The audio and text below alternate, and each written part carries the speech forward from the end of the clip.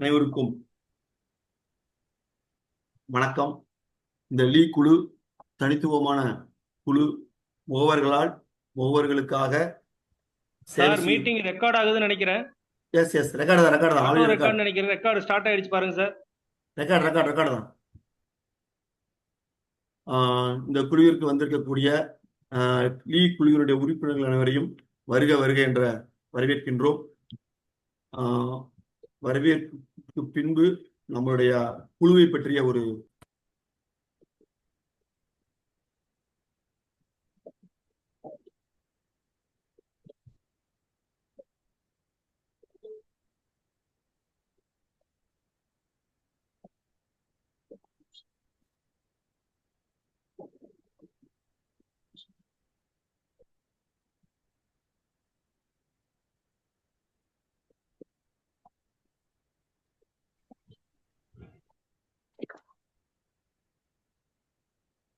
Voice வரல.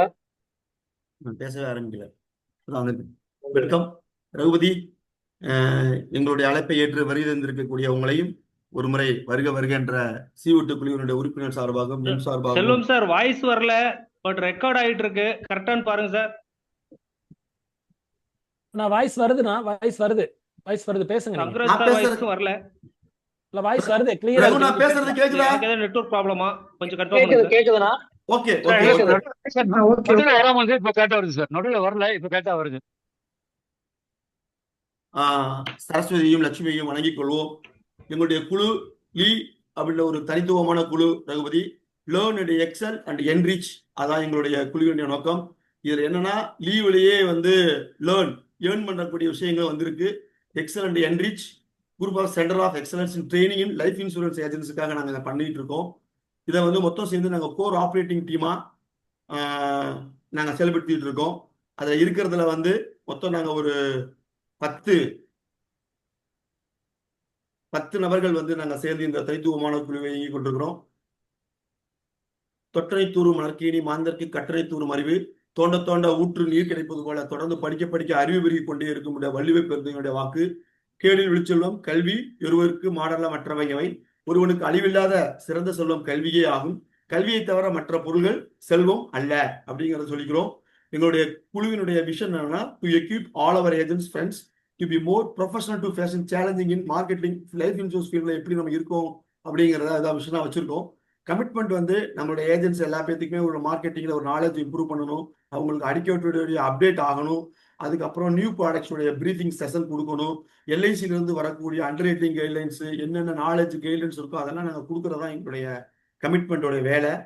நாங்கள் விஜயதசமி அன்னைக்கு கடந்த 12/10/2024 விஜயதசமி அன்னைக்கு நாங்கள் இந்த லீவ் குழு தனித்துவமாக ஆரம்பிக்கப்பட்டு முதல் வகுப்புல இருந்து எல்லாமே நடந்துகிட்டு இருக்கு. உங்களுடைய பயிற்சி வகுப்பு 36வது பயிற்சி வகுப்பு. அதனால உங்களுடைய 36வது பயிற்சி வகுப்பிற்கு உங்களை வருக வருக என மீண்டும் ஒரு முறை வரவேற்கிறோம். இது மதுரை மீனாட்சி அம்மன் கோவில் தங்களில் உங்களை அங்கு செய்து அஸ்திரம் மகாபாரதத்திலும் அண்டு ராமாயணத்திலும் அந்த அஸ்திரங்களை எவ்வாறு எதிரிகளுக்காக அவர்கள் கையாண்டார்கள் என்ற விஷயம் தான் அந்த அஸ்திரம். பட் இந்த ரகு எடுக்கக்கூடிய வகுப்பு அஸ்திரம் என்பது 2 நபர்களுக்கும், வாடிக்கையாளருக்கும் நம்மளுடைய முகவர்களுக்கும் வின்-வின் சுச்சுவேஷன் வரக்கூடிய ஒரு அஸ்திரமாக நமது ரகுபதி அவர்கள் இந்த வகுப்பை கொண்டு செல்ல இருக்கிறார். அவர்களை மீண்டும் ஒரு முறை வருக வருக என லீ குழுவினுடைய சார்பாக, C-O2 குழு உறுப்பினர் சார்பாக வருக வருக என வரவேற்றுக் கொள்கின்றேன். இதை அண்ணா சவுண்ட் வரல. ஓகே வந்துச்சா? ஓகே வந்துச்சுண்ணா, கரெக்ட். நம்மளுடைய கைட்லைன்ஸ் முடிஞ்சிருக்கு. ரகு, உங்களுடைய வரவேற்புரை, உங்களை பற்றிய ஒரு சிறிய அறிமுக உரையை, நீங்க எப்படி ராமாயணமும் மகாபாரதத்தில் செய்யக்கூடிய அஸ்திரத்தை செயல்படுத்தினீர்களோ அதே போல சிவனுக்கு உரிய 2 மகன்கள் விநாயகனும் முருகப்பெருமானும் பணத்திற்காக அஸ்திரத்தை ஏந்தி முருகப்பெருமான் பழனிமலையில வீற்றிருந்தார். அங்கிருந்து உங்களுடைய அஸ்திரத்தை ஏவுவதற்கும் உங்களை அறிமுகம் செய்வதற்கும் பழனியிலிருந்து அம்புகளை ஏவுவதற்காக நம்மளுடைய C-O2 குழுவுடைய உறுப்பினர் திரு அங்குராஜ் அவர்களை உங்களுடைய அறிமுறை உரை நிகழ்த்துமாறு அன்புடன் வரவேற்கின்றேன். அங்குராஜ் அண்ணா. வணக்கம். அனைவருக்கும் வணக்கம். நம்முடைய லீக் குழுவில் வந்து இப்போ மீட்டிங் அட்டன் பண்ணிக்கிற அனைத்து முகவர்களுக்கும், சிஓ டீம் மெம்பர்ஸ் ப்ளஸ் எங்களுடைய அழைப்பை ஏற்று வந்திருக்கக்கூடிய த ஹீரோ ரகுபதி அண்ணா அவருக்கும் வணக்கம். என்னன்னா, இன்னைக்கு எடுத்திருக்கிற தலைப்பே ரொம்ப வித்தியாசமான தலைப்பு. இந்த தலைப்பில் யாரும் கிளாஸ் எடுத்திருப்பாங்களான்னு தெரியல. எப்பவுமே பார்த்தீங்கன்னா, எந்த ஒரு செயலை நம்ம செய்ய போகும்போது அதற்குரிய டூல்ஸ் நம்ம கையில் இருக்கணும். டூல்ஸ் கூட அஸ்திரம்ங்கிற விஷயம் பார்த்தீங்கன்னா, உங்களுக்கு நம்ம பழங்காலத்திலிருந்தே அந்த வார்த்தையை நம்ம நிறைய பயன்படுத்திக்கிறோம். அந்த அஸ்திரம் இருந்ததுன்னா நம்ம கண்டிப்பாக வெற்றி அடைவோம் அந்த தொழிலில். ஏன்னா கடைசியில் எடுக்கக்கூடிய ஒரு அஸ்திரம் அது இருந்ததுன்னா நம்முடைய வெற்றி நிச்சயம். ஸோ அப்படி நம்மளுக்கு எந்த அஸ்திரத்தோட போய் வெற்றி அடைஞ்சு வந்திருக்காரு அப்படிங்கிற ஒரு வழிகாட்டுதலை காட்டுறதுக்காக வர்றாரு. அதுல என்ன ஒரு பெரிய விஷயம்னா, அவர் சொன்ன மாதிரி பஞ்சாமிர்தம்னா பழனி, லட்டுன்னா திருப்பதி, அதே மாதிரி வீரம்னா மதுரை. அதுல பெரிய விஷயம்னா ஜல்லிக்கட்டுன்னா எந்த ஒரு ஃபேமஸ்னு உங்களுக்கு எல்லாருக்கும் தெரியும், அலங்காநல்லூர். ஸோ அப்படிப்பட்ட ஊர்ல இருந்து வந்திருக்கார் ரகுபதி அண்ணே. ஸோ அவருடைய செயலும் அதே மாதிரி தான், நம்முடைய வழிகாட்டுதலும் ஒரு வீரத்தோட வேகமா ரொம்ப அற்புதமா சொல்ல கொடுக்க போறார் நம்மளுக்கு. எப்படி அலங்காநல்லூர்ல வந்து காளைகளை வந்து நம்முடைய ஆண் சிங்கங்கள் வந்து பயப்படுத்தி வெற்றி பெறுகிறார்களோ, அதே மாதிரி நம்முடைய ரகுபதி அண்ணன் பார்த்தீங்கன்னா பெரிய பெரிய பிசினஸ் மேன்ஸை, பெரிய பெரிய மனிதர்களை தன்னுடைய பேச்சு கலையாலையும் அந்த அஸ்திரத்தினாலையும் வசப்படுத்தி மிகப்பெரிய அளவில் பிஸ்னஸ் பண்ணிட்டு இருக்காரு. ஸோ அவர் பண்ணிய ஒரு சின்ன அறிமுகம் நான் சொல்லிட்டு இந்த உரையை நிறைவு பண்ணலான்னு இருக்கிறேன். இவர் ஏஜென்சி எடுத்தது பார்த்தீங்கன்னா 2010 8வது மாதம்தான். இப்போ வந்தவர் 9 years continuous MDRT plus galaxy கிளப்ல இருக்காரு, மதுரை சிட்டி பிரான்ச்சு. கிட்டத்தட்ட இவர் பார்த்தீங்கன்னா ஒரு கூடல் நகரில் ஒரு ஆஃபீஸ் போட்டு தனியாக ஒரு 3 ஸ்டாஃப் போட்டு வேலை பார்த்துட்டு இருக்காங்க. அது போக பர் இயருக்கு கிட்டத்தட்ட ஒரு 1 lakh கத்துக்கிறதுக்காக கிளாஸஸ் இவர் போய் கத்துக்கிறதுக்காக செலவு பண்ணிட்டு இருக்காங்க. எங்கெங்க போய் கத்துக்கிறாருன்னு பார்த்தீங்கன்னா, நம்ம go fast Gopinath sir plus seekers club Madurai, Madurai insurance academy, Madurai achievers club, லுகி எட்ஸெட்ரா, அந்த மாதிரி நிறைய கிளப்ஸ்ல வந்து இவர் பார்ட்டிசிபேட் பண்ணி நிறைய விஷயங்களை கத்துக்கிட்டு பகிர்ந்துக்கிறார். பிளஸ் எங்கெங்க சொல்லி கொடுக்குறாருன்னா, development officers union, Madurai insurance academy, Madurai achievers club, நம்ம திண்டுக்கல் செல்வனுடைய Shri Pragati insurance academy, victory winners Tirunelveli, plus agents face to face நிறைய ஏஜென்ட்ஸ். இப்போ நான் உட்பட மதுரை இன்சூரன்ஸ் அகாடமிக்கு கிளாஸுக்கு போறவங்கலாம் அவருடைய கிளாஸ் ஆல்ரெடி ஒரு கிளாஸ் அட்டன் பண்ணிக்கிறேன் நான். அவருடைய ஸ்பீச் ரொம்ப அற்புதமா இருக்கும். சொல்லப்போனால் அவருடைய அஸ்திரத்தை பயன்படுத்தி நான் ஒரு 2 பாலிசி வாங்கியிருக்கேன். ஸோ ஒரு மிக புதிய விஷயத்த நம்முடைய முகவர் சமுதாயத்துக்கு ரொம்ப அற்புதமா ஜல்லிக்கட்டு காலையை அடக்கிற மாதிரி எப்படி நம்ம ஒரு பெரிய பிசினஸை வந்து நம்ம கொண்டு வந்து ஜெயிக்கணும் அப்படின்னு சொல்லி கொடுக்க வந்திருக்கக்கூடிய திரு ரகுபதி அண்ணன் அவர்களை வருக வருக என வரவேற்கிறேன். ஒரு சின்ன விஷயம் மறந்துட்டேன், அவருக்கு வந்து 2 பசங்க, 2 பேருமே 9th படிக்கிறாங்க, ட்வின்ஸு, மனைவி, 2 குழந்தைங்க, இவர் அப்படின்னு 4 பேர், ஒரு மிக அழகிய குடும்பம். ஸோ ரொம்ப அற்புதமான மனிதர். எம்ஐஏவுக்கு வரும்போது பார்த்தீங்கன்னா அவர் வர்றதும் தெரியாது போறதும் தெரியாது. பட் அவருடைய ஸ்பீச் பார்த்தீங்கன்னா ஒரு பட்டாசா இருக்கும். ஆனா வருக, வந்து எங்களுக்கு வழிகாட்டுங்க, களம் உங்களுடைய இது, வாங்க. நன்றி சார், நன்றி சார், நன்றி sir. Raghu forum viewers, okay, தேங்க்யூண்ணா, தேங்க்யூ. நீங்க ஸ்கேன் எடுத்துக்கலாம். ஓகே,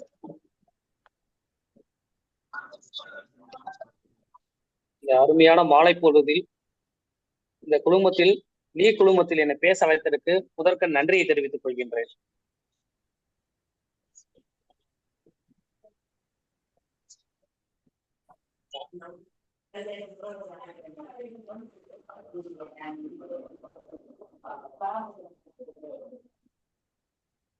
ரகு என்னாச்சு? அதை வந்துட்டேண்ணா, ஷேர் பண்ணிக்கிறேன். ஓகே, ஷேர் பண்ணிக்கோ.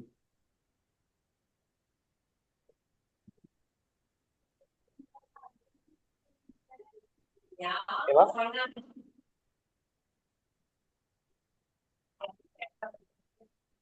இது இன்னைக்கு அஸ்திரன்ற ஒரு தலைப்புல நம்ம வந்து பேச போறோம். இந்த அஸ்திரன்ற தலைப்பு நான் ஏன் எடுத்துக்கிட்டேன் அப்படின்னா, இன்னைக்கு கஸ்டமர்கிட்ட போகும்போது அவங்களுக்கு தேவையான ஒரு விஷயத்த நம்ம எப்படி அவங்களுக்கு புரியுற மாதிரி சொல்லணும் அப்படின்றதான்.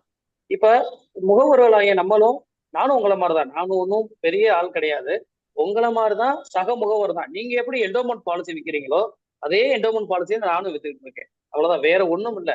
நான் கத்துக்கிட்ட விஷயத்த, கத்துக்கிட்ட நுணுக்கத்தை உங்களுக்கு ஷேர் பண்ண போறேன். அதுதான் என்னுடைய இன்றைய நாள்ல நான் நினைச்சிருக்க ஒரு விஷயம்.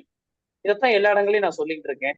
அதனால நீங்க என்னை ஒன்றும் பெரிய இதா நினைச்சுக்கிற வேணாம். நானும் உங்களை மாதிரி இருக்கக்கூடிய ஒரு முகவர் தான். என்னை பத்தி உங்களுக்கு ஒரு கான்பிடென்ட் வரணும் அப்படின்றதுக்காக தான் சில இதை மட்டும் நான் உங்களுக்கு அப்டேட் பண்ணியிருக்கேன். நான் எம்டிஆர்டி முடிச்சப்ப அந்த நடக்கக்கூடிய ஒரு ஃபங்க்ஷன்ல எனக்கு கிடைச்ச ஒரு ரெகக்னைசேஷன். இது வந்து பாத்தீங்க அப்படின்னா இது நிறைய இருக்கும், எல்லா முகவர்களுக்கும் கிடைக்குது, எனக்கு மட்டும் இல்லை, இது எல்லா பேருக்குமே கிடைக்கக்கூடிய ஒரு அங்கீகாரம் தான். அதுக்கடுத்து அதுவும் அதே மாதிரிதான் இது என்னோட பர்சனல் ஆஃபீஸுக்கு நம்மளுடைய மரியாதைக்குரிய ஆர்எம் சார், அதே மாதிரி நம்ம டிவிஷனல் மேனேஜர் சென்ஸ் சார், எங்களுடைய பிரான்ச் மேனேஜர் எல்லாரும் வந்து என்னோட ஆஃபீஸ்க்கு வந்து ஒரு மரியாதை செஞ்ச தருணம் இதுதான் அந்த ஒரு போட்டோகிராஃபி. அந்த நேரத்துல நடந்த ஒரு மீட்டிங்க்கான ஒரு என்ன சொல்றது, அந்த மீட்டிங்க்கான ஒரு ரெகக்னேஷனுக்கான பண்ண ஒரு வீடியோ, ஒரு சின்ன ஒரு போட்டோகிராஃபி தான் நான் உங்களுக்கு முன்னாடி காமிச்சிட்டு இருக்கேன். அடுத்து பாத்தீங்க அப்படின்னீங்கன்னா, நான் கோபாஸ்ல இப்ப ரீசெண்டா எஃப்சிஎஃப்பி பிலோ சார்ட்டர்ட் அண்ட் பினான்சியல் பிளானிங்கை பத்தி ஒரு கோர்ஸ் வந்து ஒரு 1 இயரா படிச்சு முடிச்சேன். அது எக்ஸாம் பாஸ் பண்ணேன். அந்த சர்டிபிகேட் வந்து மார்ச் 2ஆம் தேதி சென்னை கோபாஸ் அரங்கத்துல மரியாதைக்குரிய கோபிநாத் சார் அவர் கையில நேர்ல வாங்கக்கூடிய ஒரு தருணம் தான். அதை தான் உங்களுக்கு இந்த போட்டோவை காமிச்சிருக்கேன். ஏன் நான் இதெல்லாம் காமிக்கிறேன் அப்படின்னீங்கன்னா, நான் பேசக்கூடிய வார்த்தைகள் வந்து என்னன்னா ப்ரூஃப் பண்ணாதான் நீங்க அதை ஏத்துக்கிருவீங்க. இப்போ ப்ரூஃப் பண்ணலன்னு வச்சுங்க அந்த அளவுக்கு இருக்காது. அதுக்காக தான் ஒரு சின்னதா காமிச்சிருக்கேன். என்னோட ஆபீஸ் பாத்தீங்கன்னாவே தெரியும். நான் என்னோட ஆபீஸ்ல ஒரு 3 மெம்பர்ஸ் இருக்கிறாங்க. அவங்களுடைய சப்போர்ட்னாலதான் நான் இந்த அளவுக்கு வந்து இந்த பிசினஸ் வந்து சீர சிறப்புமா மெருகேற்றி கொஞ்சம் கொஞ்சமா கொண்டு போயிட்டு இருக்கேன். என்னை விட பல மடங்கு மதுரையிலையும் சரி, வெளி மாவட்டங்களையும் சரி, வெளி மாநிலங்களையும் சரி, வெளி இந்தியா முழுவதும் பண்ணிட்டு இருக்காங்க என்னோட அவார்ட்ஸ். அப்ப இங்க கஸ்டமர்ஸ் வரும்போது பாத்தீங்க அப்படின்னீங்கன்னா அவங்களுக்குள்ள ஒரு நம்பிக்கை ஏற்படும். இந்த ஆபீஸை பார்க்கும் போதே ஓ தம்பி வந்து ஓரளவுக்கு பண்ணிட்டு இருக்காங்க அப்படின்ற மாதிரி. அதுல நான் நிறைய விஷயங்கள் அதுல கோட் பண்ணியிருப்போம். ஒரு பினான்சியல் பிரமிட் இருக்கும், நிறைய விஷயங்கள் இருக்கும் இந்த ஆபீஸ்ல. அதெல்லாம் ஒவ்வொன்றும் தேடி தேடி ரசிச்சு பண்ணணும்தான். இது நான் கடந்த வந்த பாதையை பாத்தீங்கன்னா இந்த அளவுக்கு நான் இருக்கேன் அப்படின்னீங்கன்னா என்னுடைய டெவலப்மெண்ட் ஆஃபீஸர் மிஸ்டர் மரியாதைக்குரிய மிஸ்டர் பொன்னை சார் அவர்கள் தான். இவர்கிட்ட தான் நான் 2002 அசிஸ்டண்டா ஜாயின் பண்ணேன். 2002 இருந்து 2010 வரைக்கும் 14 வரைக்கும் நான் அசிஸ்டண்டா தான் இருந்தேன். எனக்கு என்ன வேலை, அசிஸ்டண்டா சேர்ந்தவனே வரக்கூடிய எல்லா முகவர்களுக்கும் டீ வாங்கி கொடுத்து அந்த டம்ளரை கழுவி வைக்கிறதா என்னுடைய முதல் பணி. இந்த மாதிரிதான் நான் என்னுடைய முதல் பணியை ஆரம்பிச்சேன். அதுக்கப்புறம் கொஞ்சம் கொஞ்சம் வேலைகளை கத்துக்கிட்டு, அப்ப என்னோட கூட என்னுடைய பிரதர் ரஞ்சித் குமார் இருந்தாங்க, அப்புறம் இன்னும் முகவர்கள்லாம் இருந்தாங்க. இவங்களோட நான் சேர்ந்து என்னுடைய வேலைகளை ஆரம்பிச்சு ஒரு 7, 8, 10 ஆண்டுகள் வந்து நான் முகவர்களுக்கு உதவியாளராக தான் இருந்தேன். என்னுடைய டெவலப்மெண்ட் ஆஃபீஸருக்கு உதவியாளர் இருந்துக்கிட்டு எல்லா முகவர்களுக்கும் கிரீன் சேனல்ல பாலிசி கம்ப்ளீட் பண்றது இந்த வேலைகளை பார்த்துக்கிட்டு இருந்தேன். இதுதான் என்னுடைய லைஃப் ஸ்டைல். இந்த மாதிரி ஆரம்பிச்சுட்டே இருந்துச்சு. 2010 தான் நான் ஏஜென்சி எடுக்கிறேன். அதுக்கப்புறம் பாத்தீங்க அப்படின்னீங்கன்னா என்னுடைய வேலையை ஸ்டார்ட் பண்ண ஆரம்பிக்கிறேன். இந்த மாதிரி பண்ணணும் அப்படின்னு சொல்லிட்டு எனக்கு ஒரு கிளப் மெம்பருக்கு ஆகணும்ன்றதா ஒரே ஆசை. அப்ப என்ன இமிடியேட்லியா கிளப் மெம்பருக்கு வரலாம் அப்படின்னு கேள்விப்பட்டும் போது நான் தெரிஞ்சுக்கிட்ட ஒரே ஒரு விஷயம், உடனே நான் ஒரு உதாரணத்துக்கு ஒரு சீக்கர்ஸ் கிளப்புக்காக நான் ஒரு மீட்டிங் போறேன். அந்த மீட்டிங்க்கு போகும்போது என்னை வந்து அங்க அக்செப்ட் பண்ணல. ஏன்னா நான் ஒரு புது முகவர். அவங்க என்ன சொன்னாங்கன்னா, இங்க டிஎம் கிளப் மெம்பருக்கு மேல உள்ளவங்க தான் இந்த கிளப்ல வந்து இணைய முடியும்னு சொன்னாங்க. அப்பயே மனசு கொஞ்சம் வருத்தமா இருந்துச்சு. என்னடா கத்துக்கிற போற இடத்துல இந்த மாதிரி ஒரு ஆர்வமா இருக்க பையனை சேர்த்துக்கிற மாட்டாங்களேன்னு. இல்ல அதுக்கப்புறம் தான் எனக்கே புரிஞ்சிச்சு. நான் போனேன்னா சின்ன கொஸ்டின் கூட என்னை கேள்வி கேட்பாங்க. பதில் சொல்லும் போது அந்த நேரத்துல அவங்களோட டைம் வேஸ்ட் ஆகும் அப்படின்னு. அப்ப என்னன்னா அவங்க சொன்னதுனால எனக்கு அங்க வந்து ஒரு என்ன சொல்றது, எனக்குள்ள ஒரு வைராக்கியம் பிறந்துச்சு. இமிடியட்லா என்ன கிளப்புக்கு உள்ள போலான்றத பார்த்தேன். ஏஜென்சி எடுத்தது 31/10/2010. நான் ஃபர்ஸ்ட் கிளப்ல உள்ள வந்த ஃபர்ஸ்ட் என்ட்ரி கிளப் என்னோட எம்டிஆர்டி கிளப் தான். 2013 எம்டிஆர்டி நான் ரீச் பண்ணேன். அது வரைக்கும் எங்க பிரான்ச்ல எம்டிஆர்டி கிளப்ல யாருமே இல்லை. அது ஒரு பெரிய சாதனையாவே எனக்குள்ள இருந்துச்சு. அப்படித்தான் நம்மளுடைய சாதனைகளை வந்து தயார் பண்ணோம். இப்ப அதெல்லாம் நடந்ததே இருக்கட்டும். இனிமேல் நமக்கு என்ன வேணும் அப்படின்றதுதான். நான் அப்பப்ப கஸ்டமர்கிட்ட போறதுக்கு முன்னாடி இல்ல வேற எங்கேயாவது இருக்கும்போதோ என்ன நானே ஒரு என்ன சொல்றது, எனக்குள்ள ஒரு ஊரை ஏத்திக்கிறது மாதிரி. அப்போ வந்து சில பாடல்களை வந்து நான் வந்து பாடிக்கிடுவேன். அந்த மாதிரி பாடல்கள் பாத்தீங்க அப்படின்னீங்கன்னா உங்களுக்கு எல்லாருக்கும் தெரியும், பாரதியாரை பார்த்தோன்னே பாரதியாரை பொறுத்த அளவுக்கு எதுவுமே ஒரு ஷார்ப்னஸா இருக்கக்கூடியவர். எந்த ஒரு வார்த்தைகளையுமே ரொம்ப பளிச்சுன்னு கேட்கக்கூடியவர், ஷார்ப்பா சொல்லக்கூடியவர். அப்ப அவர்தான் சொல்றாரு, ஒரு கடவுள்கிட்ட கூட எப்படி வரம் கேட்கிறாரு பாருங்க. நின்னை சில வரங்கள் கேட்பேன், அவை நேரே இன்றெனக்கு தருவாய். இனி என்னை புதிய உயிராக்கி எனக்கு ஏதும் கவலையுறச் செய்து மனிதனை மிக தெளிவு செய்து என்றும் சந்தோஷம் கொண்டிருக்க செய்வாய். எப்படி கேட்கிறாரு வரம்? கேட்கிற வரம், நான் எனக்கு இப்பயே வர வேணும். நான் முன்னாடி ஏதாவது தப்பும் தவறு செஞ்சிருந்தா, அவர் யாரு? பாரதியாரு. என்னங்க பாரதியார் தப்பு தவறுமா பண்ணுவாரு? அவர் ஏதாவது பண்ணியிருந்தாருன்னா அதெல்லாம் என்னை மறந்துருங்க. என்னோட அறிவு மிக தெளிவா இருக்கணும், எப்பயுமே நான் சந்தோஷமா இருக்கணும்.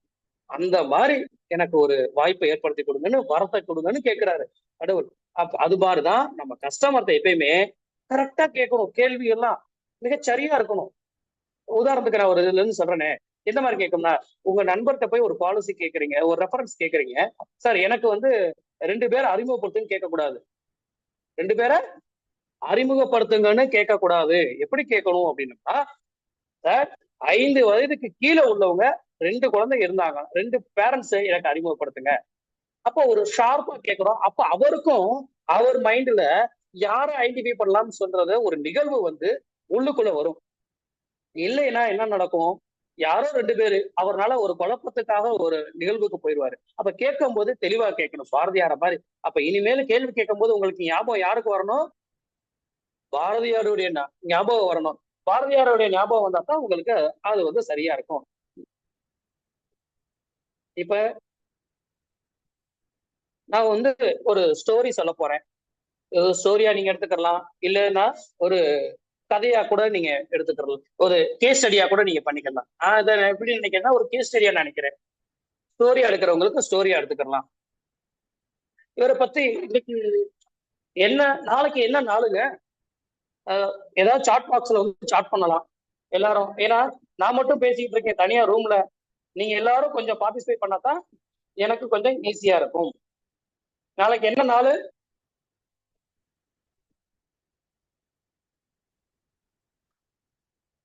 629. 629.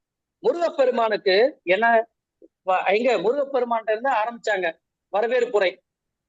அந்த பழனியில இருக்கக்கூடிய முருகப்பெருமானுக்கு இந்தியாவில எங்க இருந்தாலும் உலகத்துல இருக்கக்கூடிய எல்லா முருகப்பெருமான்களுக்கும் வைகாசி விசாகம் நாளைக்கு எல்லாருமே முருகனுடைய பிறந்த நாளை கொண்டாட போறாங்க.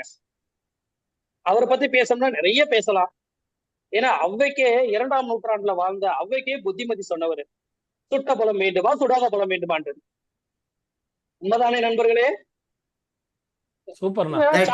எல்லாருமே போங்க. அது மாதிரிதான். ஆனா அவர் பேர்ல உள்ள நாளையே இந்த மாதிரி இன்னைக்கு ஒரு பேசுறதுக்கு ஒரு வாய்ப்பு கிடைச்சிருக்கு. இவர் யாருன்னா, மரியாதைக்குரிய விசாகம் திருநாள் ராமவர்மன். இவர் ஒரு இளவரசர். இந்த ஸ்டோரி நீங்க நல்லா கவனமா கேட்டுக்கிறணும். இந்த ஸ்டோரிய சொல்லி நான் பல கோடியில பிசினஸ் வாங்கியிருக்கேன். அந்த அளவுக்கு இருக்கக்கூடிய ஒரு இந்த ஸ்டோரி மூலம் தான் நம்மளுடைய இந்த அஸ்திரங்கள்லாம் எப்படி நம்ம உள்ள கஸ்டமருக்கு கொடுக்க போறோம் அப்படின்றதே தெரிய போகுது. அதனால இவர் எப்பேற்பட்டவர்னா, நம்ம பக்கத்து மாநிலம் தான் கேரளாவுல திருவாங்கூர் சமஸ்தானத்துல இருக்கக்கூடிய ராஜா. இவருடைய காலம் எப்போ பாத்தீங்கன்னா, 2ஆம் உலகப் போர் நடந்திருக்கக்கூடிய காலகட்டத்துல இவரு அங்க இருக்கிறாரு. அந்த நேரத்துல பாத்தீங்கன்னா பர்மாவில இருந்து நிறைய அரிசியெல்லாம் வர்றது தடைப்படுது. மக்கள் எல்லாமே இந்தியா முழுவதும் என்ன நடக்குதுன்னா, பசியில பட்டினியால நிறைய பேரு கொத்தாக இறந்து போயிட்டு இருக்காங்க. பசியில சாகக்கூடாதுன்றதுல இவருக்கு ஒரு விஷயம், என்ன மக்கள் இப்படி சாகுறாங்களே அப்படின்னு சொல்லிட்டு. அப்ப என்ன செய்யறது அப்படின்றதுக்காக இவர் ஒரு விஷயத்தை ஒண்ணுக்காரு. அந்த விஷயம் எப்படிப்பட்டவர்னா, ஒரு அரிய வகையான உணவை கண்டுபிடிக்கிறார். இந்த விஷயம் நான் எதுல இருந்து கத்துக்கிட்டேன் அப்படின்னா, நீர் அதிகாரம்ன்ற ஒரு புஸ்தகத்துல இருந்து படிச்ச ஒரு நிகழ்வு. அதைத்தான் நான் கேஸ் ஸ்டடியா உங்களுக்கு சொல்லிட்டு இருக்கேன். இந்த அரிய வகையான உணவு, இதுக்கு விதையெல்லாம் தேவையில்லைங்க. இப்ப மற்ற விதையெல்லாம் பார்க்கணும்னா, நெல்லு பயிரிடணும்னா நெல்லுக்கு விதை இருக்கு, அதை ஊற வைக்கணும். நம்ம எல்லாம் விவசாய பகுதியை சார்ந்தவர்கள் தான். அதை பத்தி உங்களுக்கு எல்லாருக்குமே அந்த உங்களுக்கு. ஆனா இது ஒரு விலை என்ன சொல்லக்கூடியது, விதை இல்லாத ஒரு வகையான ஒரு உணவு, அந்த மாதிரி ஒரு உணவு. ரெண்டாவது, இதை வளர்க்கறது ரொம்ப எளிமையான ஒரு விஷயம். ரெண்டாவது இன்னொரு விஷயம், இன்னைக்கு என்னதான் பாதுகாப்பா இருந்தாலும் சரி, என்ன நடக்குது, அந்த விவசாயம் பண்ணா அந்த விவசாயத்தை பாதுகாக்கிறதுக்காக நிறைய முயற்சிகள் எடுக்க, நிறைய இடங்கள்ல வேலிகள்லாம் அமைக்க வேண்டியது இருக்கு. ஏன்னா ஆடு மாடுகள்லாம் வந்து அந்த உணவை வந்து சாப்பிட்டு நாசம் பண்ணிட்டு கூட போயிடும். கேரளா எப்படிப்பட்ட ஏரியா, யானைகள்லாம் இருக்கக்கூடிய ஒரு இடம் நிறைய, அதுவும் அந்த காலத்துல. அப்ப எந்த அளவுக்கு இருந்திருக்கும். அப்ப இதெல்லாம் யோசிச்சு அவர் என்ன பண்ணாருன்னா, கப்பல்ல இருந்து, வெளிநாட்டுகள்ல இருந்து ஒரு ஒரு அரிய வகையான ஒரு குச்சியை வாங்கி, ஒரு 15 செடிகள் தான் வாங்குறாரு. அதை வாங்கி அந்த செடிகளை பூரா அங்க பயிரிடுறாரு, நட்டு வைக்கிறாங்க, ஊந்தி வைக்கிறாங்க. அது நல்லா வளர்ந்துகிட்டு இருக்கு. அது வளர்ந்துருக்கும், ஏன்னா அது வேகமா வளர்ந்துரும். இது வந்து பாத்தீங்கன்னா, உங்களால நான் என்ன செடி வாங்கியிருக்கேன்னு யாராவது ஐடென்டிஃபை பண்ண முடியுதா? மைண்ட் பண்ண நீங்க சாட் பாக்ஸ்ல பண்ணலாம்.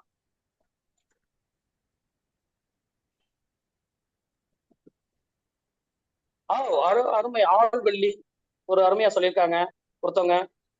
யாரு?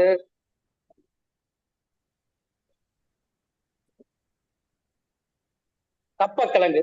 சூப்பர், அருமையான பார்த்து. ரெண்டு பேருமே கரெக்ட் தான். கரிகாசலம் சார் சொன்னதும் கரெக்ட் தான், அங்குராஜன் சார் சொன்னதும் கரெக்ட் தான். கப்பல் கிழங்கு, ஏன் இதுக்கு கப்பல் கிழங்குன்னு வந்து பேர் இருந்துச்சுன்னா, கப்பல்ல இருந்து இந்த செடியை கொண்டு வந்து, ஒரு செடியை கொண்டு வந்து இங்க நட்டதுனால இது கப்பல் கிழங்குன்னு கப்பல் கிழங்குன்ற பேர் இருந்துச்சு. நம்ம ஊர்ல பகுதி கரெக்ட் தான்.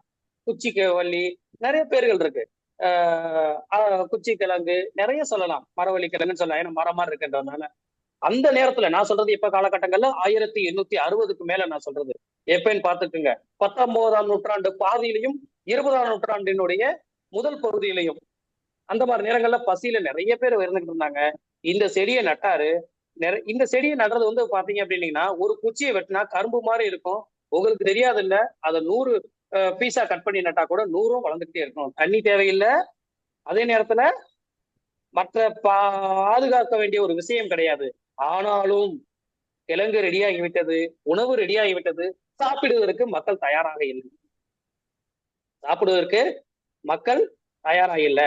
இவரே என்ன பண்ணாருன்னா, அப்ப சில நேரங்கள்ல சவுக்கடி கூட கொடுத்தாரு, இந்த உணவுகள்லாம் நீங்க சாப்பிட்டு உயிர் பழச்சுக்கங்கன்னு சொல்லிட்டு.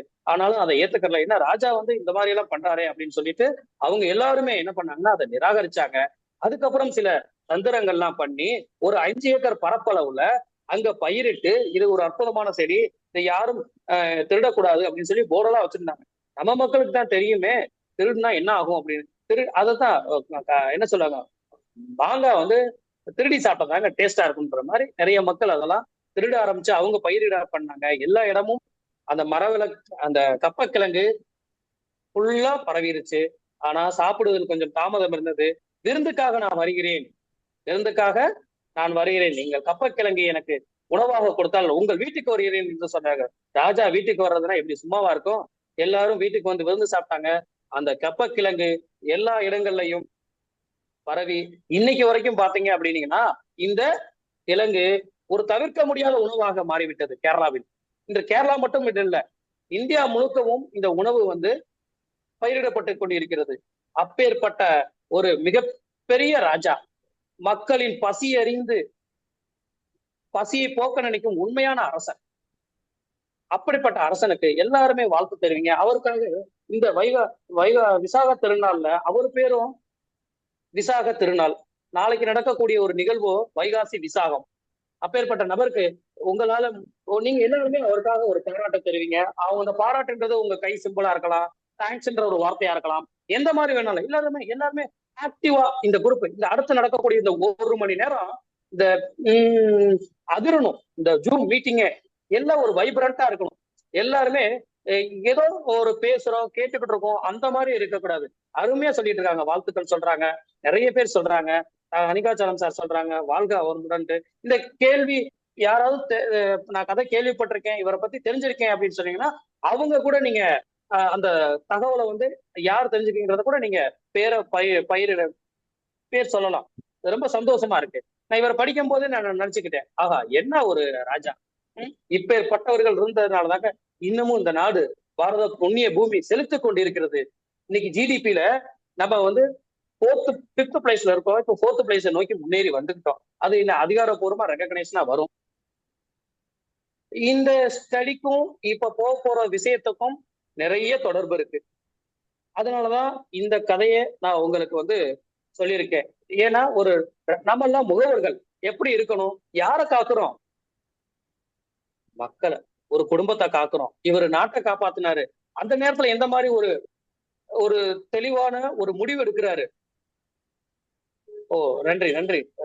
இந்த ஒரு கேள்விப்பட்டது. ஏன்னா இந்த மாதிரி புதிய கோணத்துல புதிய கதைகளோட கஸ்டமர்கிட்ட போய் சொல்லும் போது ஈஸியா இருக்கும். என்னங்க சார் இந்த மாதிரி கதைகள்லாம் சொல்லி அவங்கள்ட்ட எப்படி சார்? இதுல தாங்க சூட்சமே இருக்கு. பாலிசி எப்பவுமே இவ்வளவு கட்டுனா 1 லட்சம் கட்டுனா 20 லட்சம் கிடைக்கும். அது எல்லாருக்குமே தெரியுமே. கட்டினா இவ்வளவு கட்டினா இவ்வளவு கிடைக்கும். தங்கம் இவ்வளவு வாங்கினா இவ்வளவு ரேட்டு, 10 கிராம் வாங்கினா எவ்வளவு அப்படின்றது எல்லாருக்குமே தெரியும். ஆனா அந்த விஷயத்தை எப்படி கொண்டு போய் மக்கள்கிட்ட சேர்க்கிறது, அதுதான் முக்கியம். இப்ப இந்த கதை வந்து இப்ப நான் சொல்லிட்டேன். இதுல இருந்துதான் நம்ம அடுத்தடுத்த லெவலுக்கு நம்ம போக போறோம். இதை பத்தி ஒரு சாட் பாக்ஸ்ல பண்ணலாம். நீங்க எல்லாமே சாட் பாக்ஸ்ல எல்லாருமே பார்ட்டிசிபேட் பண்ணணும். அப்பதான் எனக்கு இன்ட்ரெஸ்டிங்கா இருக்கும். சூரிய குடும்பம்.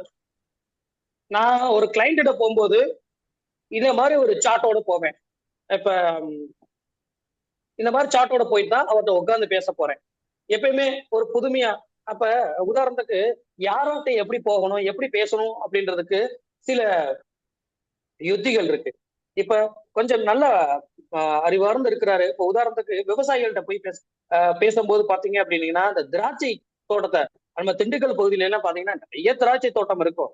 அந்த திராட்சை தோட்டத்துக்கு மேல பாத்தீங்க அப்படின்னீங்கன்னா கீழே தூண்கல்ல ஊண்டி இருப்பாங்க, மேல பந்தல் போட்டிருப்பாங்க. அங்கதான் பயிரிட்டு இருப்பாங்க. அந்த பலன் அதெல்லாம் அங்கதான் இருக்கும். அப்ப அந்த தூணுக்கெல்லாம் நான் சொல்லுவேன் கஸ்டமர்கிட்ட, சார் இந்த தூண்லாம் இருக்கு பாருங்க, இந்த தூணு இதெல்லாம் உங்களுக்கு எது வருமானம் தருதா? ஒன்னும் வருமானம் தருதான்னு சொல்லுவாங்க. அப்புறம் ஏன் சார் பண்ணிருக்கீங்க? அந்த திராட்சை வந்து கீழே இருந்துச்சுன்னா அழுகி போயிருமே. அது மாதிரிதான் சார் இன்சூரன்ஸ் அப்படின்றது. அப்ப விவசாயிக்கு புரியுற மாதிரி நம்ம என்ன சொல்லணும்? கருத்துக்களை பகிரணும். இப்ப நான் சொல்ல போறேன்.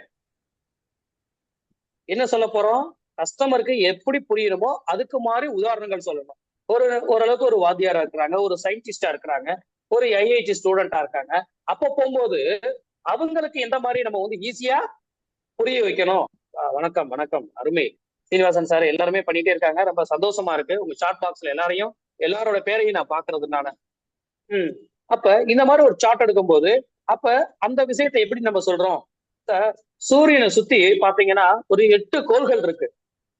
மொத்தம் 9 இருந்துச்சு. இந்த இடையில வந்து கொஞ்சம் அது கோள்களுடைய சுற்றுப்புற பாதையில வந்து அது கொஞ்சம் விலகி இருக்குன்றதுனால அந்த புளூட்டோன்ற ஒரு கோள் வந்து அதை வந்து கோள்கள் இல்லைன்னு சொல்லிட்டு அதை வந்து கொஞ்சம் இது பண்ணாங்க. இப்ப 8 கோள்கள் வந்து இந்த இது இருக்கு. இது வந்து சரியா இருக்கும். நமக்கு வந்து ஓரளவுக்கு தான் சில விஷயங்கள் தெரியும். அதனால நான் தவறாக ஏதாவது ஒரு வார்த்தைகளோ இல்ல பிழையாகவோ ஏதாவது சொல்லியிருந்தாலோ என்னை தயவு கூர்ந்து மன்னித்துக் கொள்ளவும். நமக்கு மெயினாக ஒரு விஷயம் என்னன்னா, உங்களுக்கு ஏதாவது ஒரு விஷயத்தை மிக துல்லியமாக சேர்க்க வேண்டும் என்பதுதான் என்னுடைய அவா. நான் இந்த மாதிரி எந்த மாதிரி ஆரம்பிக்கிறோம்னா, இந்த கோள்களை காமிக்கும் போது அவங்க கொஞ்சம் வித்தியாசமா பார்ப்பாங்க. அது வரைக்கும் என்ன நடந்துகிட்டு இருக்கும்? அவங்க எல்லாருமே வேற ஒரு கனெக்டிவிட்டியில தான் இருப்பாங்க. ஒரு உதாரணத்துக்கு வீட்டுல ஒரு பேசிக்கிட்டு இல்ல போன்ல பாத்துக்கிட்டு, ஏன்னா உள்ள போன உடனே ஒரு என்ட்ரி கிடைக்கும் போது எப்படி இருக்கும் அப்படின்னு இருக்கும்போது இருக்கும். ஏன்னா போன உடனே நம்ம கொஞ்சம் நல்லா விசாரிப்போம். அதுக்கடுத்து சில விஷயங்களை போவோம். ஆனா டக்குன்னு நமக்கு என்ன ஆகணும்? நம்ம வந்து நான் கிளைண்ட்ட போனேன்னா மேக்சிமம் எடுத்துக்கிறது ஒரு 20 மினிட்ஸ் தான், இல்ல 10 மினிட்ஸ் தான். அதுக்கப்புறம் அவங்ககிட்ட இருக்கிறதே கிடையாது. எவ்வளவு பெரிய கிளைண்டா இருந்தாலும் சரி அவங்களோட டைம் ஸ்பெண்ட் பண்றத ரொம்ப அவாய்ட் பண்ணிட்டு வெளியில வரதான் பார்ப்பேன். ஏன்னா அப்படி வர பாக்குறேன்னா அதுக்கடுத்து அவரை பாக்குறதுக்கு நிறைய பேர் வர்றதுக்கான வாய்ப்புகளும் இருக்கு. அதனாலதான் நம்ம அங்க இருந்து நம்மளுடைய வேலை முடிஞ்ச உடனே டாட்டா ஸ்வீட்டா சொல்லிட்டு வந்துட வேண்டியதான். அது மாதிரிதான் இப்ப இந்த இதுக்கு நம்ம வருவோம். இந்த கோள்கள் வந்து பாத்தீங்கன்னா இந்த சூரிய குடும்பத்துல இந்த சூரியனுக்கு என்ன ஒரு இதுன்னா, எல்லா கோள்களையும் ஒரே நீள்வட்ட பாதையில அதனோட டைரக்ஷன்ல கரெக்டா போயிட்டு இருக்கு. எப்படி? 4000 ஆண்டுகளுக்கு மேல. எவ்வளவு நாளா? 4000 எவ்வளவு நாளா? மேல 4000 சாட் பாக்ஸ்ல ஆண்டுகளுக்கு எல்லாருமே நீங்க பண்றாங்க. 4000 ஆண்டுகளுக்கு மேல இந்த சூரியனுடைய சுற்றுவட்ட பாதையில எல்லாமே சரியா மூவ் ஆகிக்கிட்டே இருக்கு. அதுக்கெல்லாம் என்ன காரணங்க அப்படின்னு கஸ்டமர்கிட்ட கேட்பேன். அவங்க சொல்லுவாங்க, ஒரு சிலர் தெரிஞ்சவங்க சொல்லுவாங்க, தெரியாதவங்க வந்து இல்ல தம்பி நீங்களே சொல்லுங்க அப்படின்னுவாங்க. நிறைய பேர் இல்ல சொல்லுங்க அப்படின்னு சரிங்க சார் நான் சொல்றேன். இருந்தாலும் நீங்க ஏதாவது ஒரு கருத்துக்கள் சொல்லுங்க, அந்த கோள்களை கூட சொல்லுங்க. ஒரு சிலர் சொல்லுவாங்க எனக்கு வீனஸ்னுவாங்க, நெப்டியூன்னுவாங்க, யுரேனஸ் சொல்லுவாங்க, எர்த் சொல்லுவாங்க. அந்த அளவுக்கு ஒரு இது சார் 4000 ஆண்டுகள்ல ஆமா அது கரெக்டா சொல்றேன். 400 ஆண்டுகள் நினைக்கிறேன். 4000 ஆண்டுகள் தான். 400 கோடி ஆண்டுகளுக்கு இந்த சுற்றுவட்ட பாதையில அது மிகச் சரியா சுத்தி வந்து வலம் வந்து கொண்டே இருக்கிறது. நாம் பூமியும் அதில் ஒரு கோள். அதுக்குள்ளதான் உட்கார்ந்து இதுக்குள்ளதான் உட்கார்ந்து நம்மளும் பேசிக்கிட்டு இருக்கோம். அந்த சூரிய குடும்பத்துக்கு ஒரு நன்றி சொல்லிக்கிறணும், தேங்க்ஸ் சொல்லிக்கிறோம் எல்லாருமே. ஏன்னா அதனுடைய சுற்றுவட்ட பாதை கொஞ்சம் அலான்ஸ் மாறிச்சுன்னு வச்சுக்கவேன், எல்லாமே மாறி போய்விடும். ஒரே மாதிரியாக அது என்ன அன்னைக்கு ஆரம்பத்துல இருந்துச்சோ அதே மாதிரிதான் அதனுடைய பயணம் எல்லாம் தொடர்ந்து கொண்டே இருக்கிறது. இதுல என்ன சார் இருக்கு? அதுக்கும் இதுக்கும் என்ன சார் சம்பந்தம் இருக்கு? இந்த கோள்களுக்கு எல்லாமே சூரியனுடைய ஒவ்வொரு கோள்களுக்கும் தனித்தனி ஈர்ப்பு விசை இருக்கு. இருந்தாலும் இந்த கோள்கள் எல்லாமே சூரியனுடைய ஈர்ப்பு விசையில தான் எல்லாமே ஒரே நேர்கோட்டுல நீள்வட்ட பாதையில இயங்கிட்டு இருக்கு. அது உண்மைதானே? அதுல எதுவும் மாற்று கருத்து உண்டோ? சூரியனுடைய நீள்வட்ட பாதையில தான் இயங்கிக்கிட்டு இருக்கு. அப்படி சார், ஆஹா, இந்த விஷயம் எனக்கு இவ்வளவு நாளா ஒரு சிலர் தெரியாதுன்றாங்க. உண்மைதான் சார், தெரியுது சார், வருவோம் சார். இப்பதான் சார் நம்ம வர்றோம். கஸ்டமர்கிட்ட வந்து நம்ம என்ன விற்க வந்திருக்கோம்? அவருக்கு காப்புறுதியை நம்ம அவருக்கு வந்து உறுதி செய்ய வந்திருக்கோம். அப்ப உறுதி செய்ய வந்திருக்கிறத எப்படி அவருக்கு வந்து ஈஸியா புரிய வைக்கிறது? இப்ப நம்ம ஒரு கஸ்டமர்கிட்ட ஸ்டோரி சொல்லி ஓப்பனிங் போகலாம். ஒரு கஸ்டமர்கிட்ட எல்லாரும் எல்லா மாதிரி கிடையாது. 5 விரல்களும் தனித்தனிதான். ஒவ்வொரு கஸ்டமரும் ஒவ்வொரு விதமா இருப்பாங்க.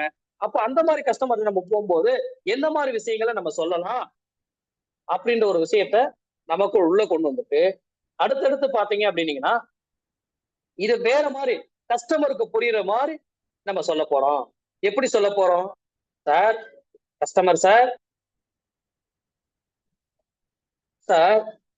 சூரியனுடைய நீள்வட்ட பாதையில தான் எல்லா கோள்களும் இயங்கிக்கிட்டு இருக்கன.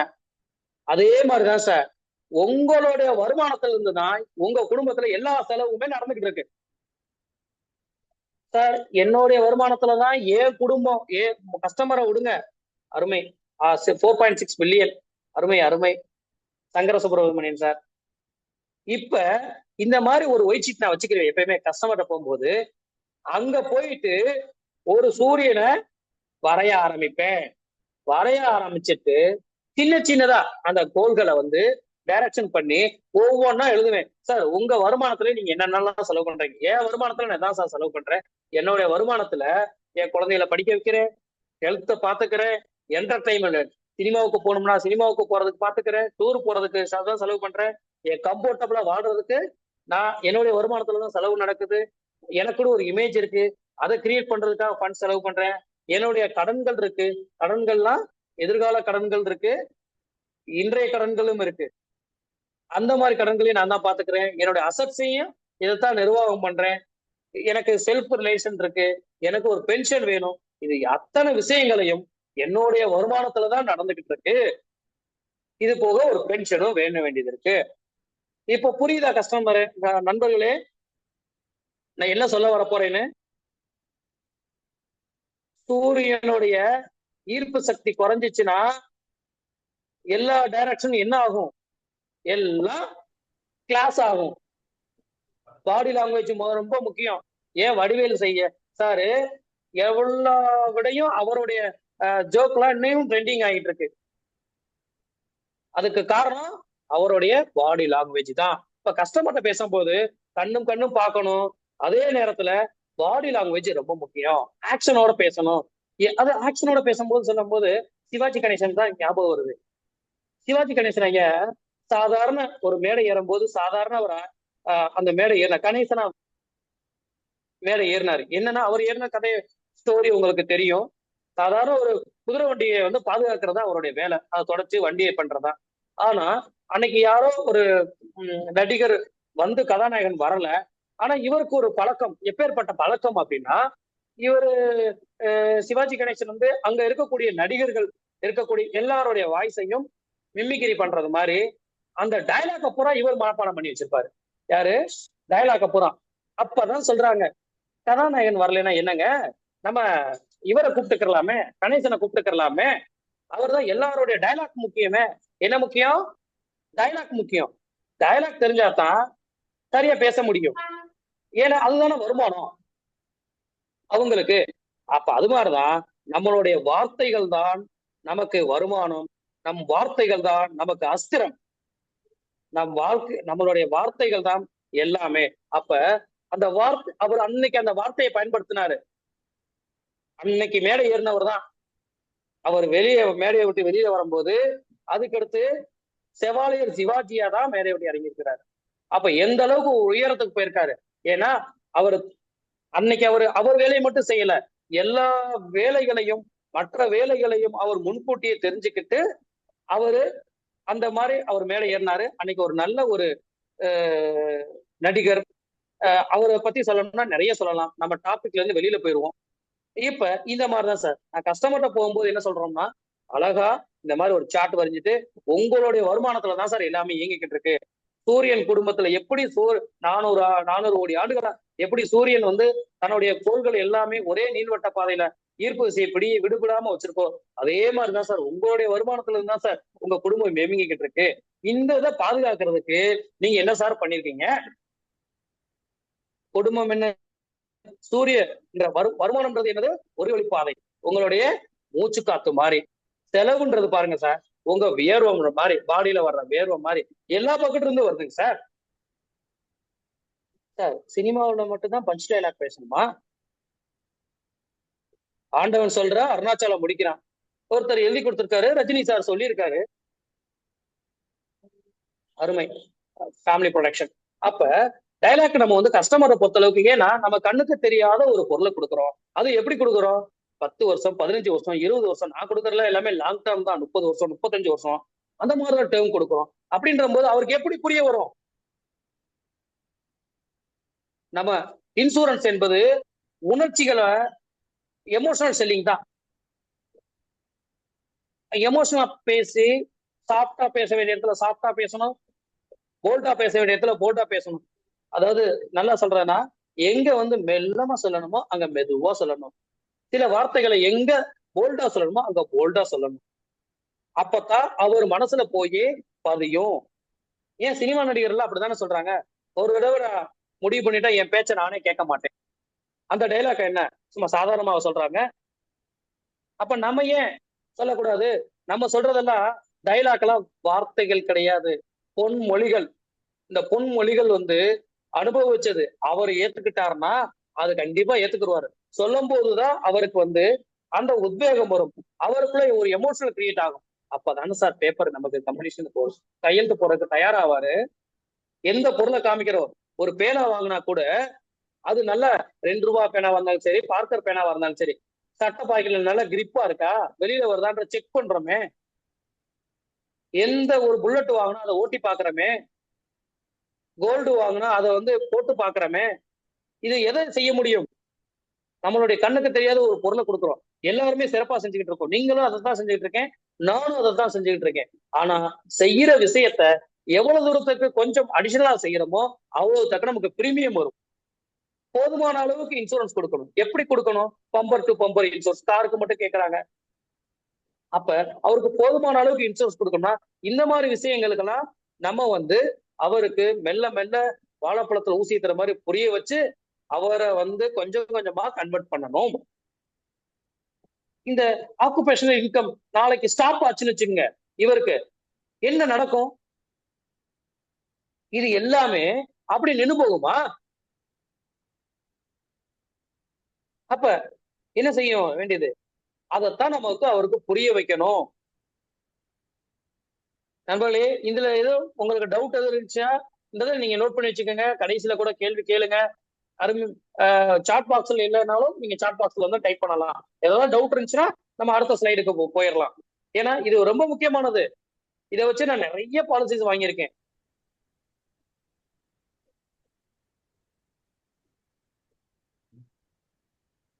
டாக்டர் சந்தோஷம் சிவகுமார் சார் சேலத்துல இருந்து.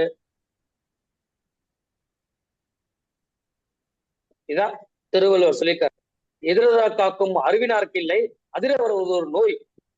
எதிர்காலத்துல என்னென்ன பிரச்சனைகள் வரப்போதோ அதை முன்கூட்டியே தெரிஞ்சுக்கிட்டு முன்னேற்பாடு பண்ணியிருக்கவங்களுக்கு எந்த விதமான பிரச்சனை இல்லை, எந்த கஷ்டம் வந்தாலும் சரி அதெல்லாம் ஈஸியா எடுத்துட்டு போயிருவாங்க. எவ்வளவு 2000 வருஷத்துக்கு முன்னாடியே சொல்லிட்டு போயிருக்காரு திருவள்ளுவர்.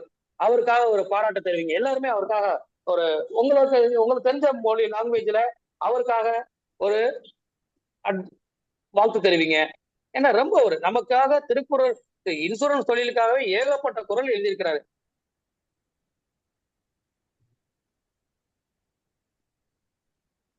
சார் இப்ப வந்து சார் இன்னொரு அஸ்திரத்தை நம்ம வந்து யூஸ் பண்ண போறோம். நான் கஸ்டமர்கிட்ட போகும்போது இந்த மாதிரிதான் ஒரு நிறைய நான் எப்பவுமே என் பேக்ல எல்லாம் பாத்தீங்கன்னா பெருசாலாம் நான் வந்து கொட்டேஷன்ஸோ அதெல்லாம் வச்சுக்கிறது இல்லைங்க சார். என்ன செய்ய போறோம், எடுத்த உடனே ஒயிட் ஷீட் தான் வச்சிருப்பேன். ஒயிட் ஷீட்ல போன உடனே ஒரு ஒரு இந்த மாதிரி ஒரு பிக்சர் வரைய ஆரம்பிச்சது. FC F1 எஃப்சினா என்ன, எஃப்என்னா என்ன, இது தெரிஞ்சா நீங்க டைப் பண்ணலாம் சாட் பாக்ஸ்ல. இப்ப உதாரணத்துக்கு ராவணனை தேடி போகும்போது அனுமனால ராமர் வந்து ஒரு பாலம் கட்டினாங்க. என்ன பாலம் கட்டினாங்க? சேது சமுத்திர பாலம். அருமை, வாழ்த்துக்கள். ஆமா, அப்ப அவங்க என்ன பண்ணாங்க? Oh super, financial need, very good. எஃப்சிக்கு சொல்லுங்க. அருமை அருமை. அப்ப சேது சமுத்திர பாலம், அதாவது என்ன பண்ணாங்கன்னா கல்லெல்லாம் தூக்கி போட்டு அது மூழ்காதவன மிதந்துச்சு. அதுக்கு மிதந்ததுக்கு ஒரு காரியமே இருந்துச்சு. ஒரு வரம் கொடுப்பாரு. அவங்களதான் தூக்கி போட சொன்னாங்க. அந்த 2 பேரை வச்சுதான் அதிகமா நகுல் தூக்கி போட சொன்னாங்க. அது மிதந்துச்சு, அது மூலம் நடந்து போனாங்க. அவங்களுடைய ஏற்கனவே என்ன இருந்துச்சு? கற்கள் இருந்துச்சு.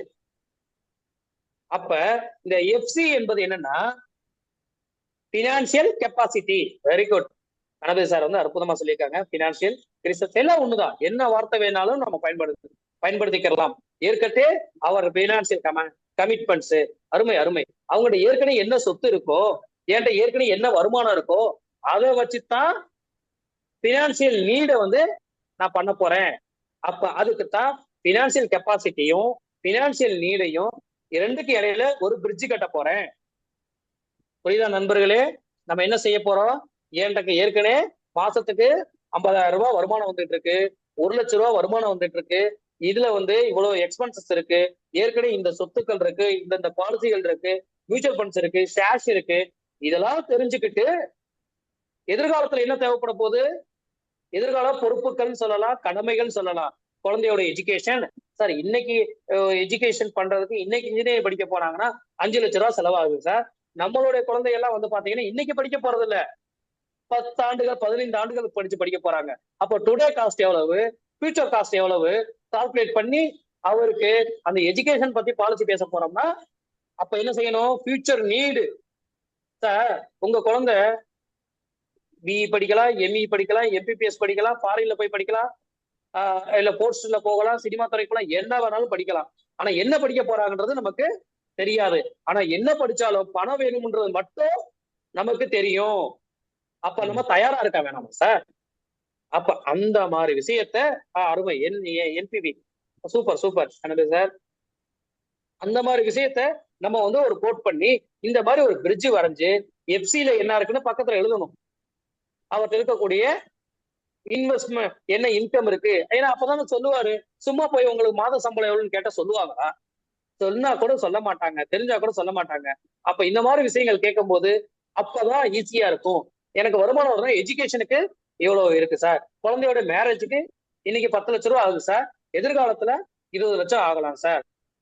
சார் நமக்கு வந்து வேர்ல்டு டூர் போகணும் சார், ஷார்ட் டேர்ம் கோல்ல. அப்ப இன்னைக்கு நான் போனா எவ்வளவு ஆகும் சார்? 10 வருஷம் 15 வருஷம் கழிச்சு போனா எவ்வளவு ஆகும் சார்? அப்ப ஃபியூச்சர் நீடைக்கும் பினான்சியல் கெப்பாசிட்டியும் ரெண்டையும் இடையில 2 சைடு நம்ம எழுத ஆரம்பிக்கணும். எழுதி அதுக்கு தக்கன நம்ம வந்து என்ன பண்ணோம்னா அழகா கொண்டு போகணும். அவங்களவே எழுத சொல்லணும். எழுதுனா அப்ப எவ்வளவு செலவாகும், அப்ப ஈஸியா இருக்கும். அவர் நம்மளோட கனெக்ட் ஆவாரு. இப்ப நான் பேசுறது எல்லாமே ஓப்பனிங் தான். ஒரு கஸ்டமர்கிட்ட போனோன்னு எந்த மாதிரி ஓப்பனிங் கொடுக்கறது? நான் எதுவுமே பிளானை பத்தி சொல்றது. ஏன் பிளானை பத்தி சொல்றதுல சார் 10 வருஷம் பிரீமியம் கட்டுங்க, வருஷத்துக்கு 1,00,000 ரூபா. 6 வருஷம் பிரீமியம் ஹாலிடே, 16 வருஷம் 20 லட்சம் கிடைக்க போகுது. இதை சொல்ல போறோம், அவர் கிடைக்க போது அதை ஒத்துக்கிற போறாரு. இல்லைன்னா அதுல வந்து சில கான்ட்ரிபியூஷன் வரப்போகுது, அதுக்கு தீர்வு சொல்ல போறோம். ஆனா தீர்வு சொல்றதுக்கு முன்னாடி ஏன் இங்க சேமிக்கணும் அப்படின்ற ஒரு விஷயத்த நம்ம அவருக்கு தெளிவுபடுத்தணும். அத பின்னாடி வரக்கூடிய ஸ்லைட்ஸ்ல நம்ம பார்ப்போம். ஏன் இங்கதான் அதுக்கு ஃபுல்ஃபில் கிடைக்கும். ஏன்னா இன்னைக்கு இருக்கக்கூடிய உலகத்துல பாத்தீங்கன்னா, நான் உட்கார்ந்து எடுத்துக்கிட்டு 15,000 இருந்து 25,000 வழிகள்ல நான் இன்வெஸ்ட் பண்ணேன் என்னோட பணத்தை. நான் எங்கேயும் போக வேண்டிய அவசியம் கிடையாது. உண்மைதானே நண்பர்களே? சாட் பாக்ஸ்ல நீங்க பண்ணலாம் தாராளமா. எஸ்ண்ணா, எஸ் எஸ். எல்லாரும் மியூட் ஆன் பண்ணி கூட நீங்க சொல்றதுனால தாராளமா சொல்லலாம். ஏன்னா நீங்க சொல்ற ஒரு விஷயம் தான் உங்களை அடுத்த லெவலுக்கு அது கொண்டு போக போகுது. இப்ப கஸ்டமர்கிட்ட நம்ம மட்டும் பேசிக்கிட்டு இருந்தா பார்த்தாது, அவரையும் கேள்வி கேட்க வேண்டும். கேள்வி நயமா கேட்கணும், அவரும் பதில் சொல்லணும். அந்த மாதிரி அந்த ரிலேஷன்ஷிப் மெயின் பண்ணா தான் அந்த 20 நிமிஷம் வைப்ரண்டா இருக்கும். இந்த வைப்ரண்ட் இருந்தா தான் கஸ்டமர் நம்ம வந்து க்ளோசிங் வந்து சீக்கிரம் நடக்கும். இல்லைன்னா இன்னைக்கு வாங்க தம்பி, நாளைக்கு வாங்க, பேசணும். 20 நிமிஷம் கொடுத்த அப்பாயின்மெண்ட் அவர் தான் சொல்லணும். இன்னும் ஏதாவது ஒரு பேசிக்கிட்டு இருந்தா கருத்துக்கள் கிடைக்குமே அப்படின்ற ஒரு எண்ணத்தை தூண்டணும். அந்த அளவுக்கு நம்ம பேசணும். அப்ப எஃப்சினா என்ன, எப்பன்னா என்னன்றது கஸ்டமர்கிட்ட போனோன்னே பேச ஆரம்பிச்சோம்னா இங்க இருந்து நமக்கு வந்து ஒரு டூல் கிடைக்கும். அவருக்கு என்ன நீட் இருக்குன்றதை நம்ம தெரிஞ்சுக்கலாம். இதுல எது டவுட், இதெல்லாம் நீங்க குறிச்சு வச்சுக்கோங்க. கேள்வி பதில கூட கேளுங்க, நான் உங்களுக்கு எதுவும் தகவல் சொல்றேன்னா இந்த மாதிரி கூட நம்ம ஆரம்பிக்கலாம். சார் இன்னைக்கு நிறைய பேருங்க சார், யங்ஸ்டர்ஸ் எல்லாம் எப்படி இருக்காங்க, முன்னோர்கள்லாம் அப்படி இல்லைங்க சார். முன்னோர்கள்லாம் நிலத்திலையும் பொண்ணுலையும் போட்டுக்கிட்டே இருந்தாங்க. இன்னைக்கு நிறைய பிட்காயின் அந்த மாதிரிலாம் பண்ணிட்டே இருக்கு பண்றோம். இல்ல இப்ப வந்து பாத்தீங்க அப்படின்னீங்கன்னா, ஒரு ஒரு சின்ன ஒரு பிசினஸ் மேன்ட்ட போனோம்னா, முதல் வருமானம் வந்தோடனே முன்னோர் சேமிப்பு பண்ணுங்க சார், 2வது செலவு. அப்ப இந்த காலம் இந்த இதை பார்த்தோன்னே அவருக்கு ஈஸியா புரிஞ்சிடும். நம்ம போய் பெருசா அவருக்கு வந்து எக்ஸ்பிளைன் பண்ற அவசியம் கிடையாது. சின்ன ஒரு விஷயம் தான் அவருக்கு மனசுல பதிகிற மாதிரி நம்ம அந்த ஓப்பனிங் இருக்கணும். ஓப்பனிங் ஏன் இந்த அளவுக்கு நம்ம பண்றோம் அப்படின்னா, சார் சொன்ன மாதிரி அந்த இன்கம் அது கரெக்ட், இந்த மெத்தடு இதை வந்து பார்க்கும்போது ஓப்பனிங் நல்லா இருக்கணும். இப்போ ஒரு கிரிக்கெட் வீரர் இருக்கட்டும், ஓப்பனிங்க்கு ரொம்ப முக்கியத்துவம் கொடுப்பாங்க. ஏன்னா ஓப்பனிங் சரியா அமைஞ்சாதான் பினிஷிங் சரியா இருக்கும்.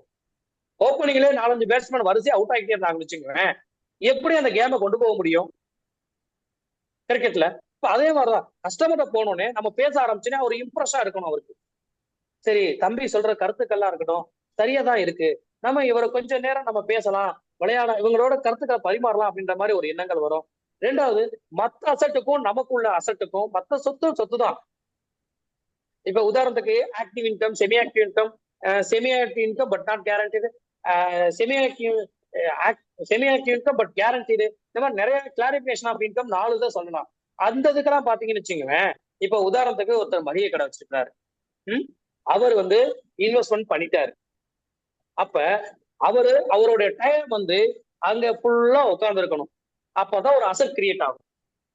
உண்மைதானே நண்பர்களே?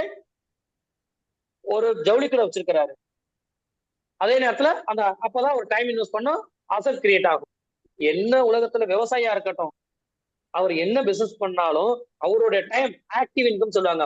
ஆக்டிவ் இன்கம்னா நம்ம பண்றதா பாடி மைண்ட் டைம், இந்த 3ஐயும் ஒரு சேர ஒரு இடத்துல இன்வெஸ்ட் பண்றதுதான் ஆக்டிவ் இன்கம். அது இருந்தா தான் அங்க ஒரு அசட் கிரியேட் ஆகும். ஆனா கஸ்டமர் சார், எங்கிட்ட நீங்க இன்வெஸ்ட்மெண்ட் பண்ணிட்டா போதும், நாங்க இன்வெஸ்ட்மெண்ட் பண்ணிட்டா போதும், எங்களுக்கு நாங்க உங்களுடைய டைம் இன்வெஸ்ட்மெண்ட் தேவையில்லை, நாங்க என்ன செய்ய போறோம், அந்த டயத்தை நாங்க எடுத்துக்கிற போறோம், நாங்க அதை பாதுகாத்துக்கிற போறோம், எப்பப்ப பிரீமியம் கட்டணும், எப்பப்ப ரெனியூ, அதுல என்னென்ன ஒரு 7 வகையான சர்வீஸ் எப்பயுமே ஒரு பாலிசிக்கு தேவைப்பட்டுக்கிட்டு இருக்கும். நாமினி மாத்த வேண்டியது, அட்ரஸ் சேஞ்ச், இந்த மாதிரி சர்வீசஸ் வந்து நிறைய இருக்கும். இதெல்லாம் நாங்க பாத்துக்கிறோம், உங்களுக்கு ஒரு அசட் கிரியேட் ஆகும். மாதம் ஒரு நாளைக்கு 250 ரூபாய் எடுத்து வச்சா ஒரு 25 இயர்ஸ்ல ஒரு 50 lakhs கிரியேஷன் ஆகுது. எந்த விதமான டைம் இன்வெஸ்ட்மெண்ட் இல்ல. அந்த மாதிரி சொத்து சார் இது. கஸ்டமர்கிட்ட ஆரம்பிக்கும் போது ஒவ்வொருத்தவங்களுக்கும் ஒரு விதமாக நம்ம பேச ஆரம்பிக்கலாம்.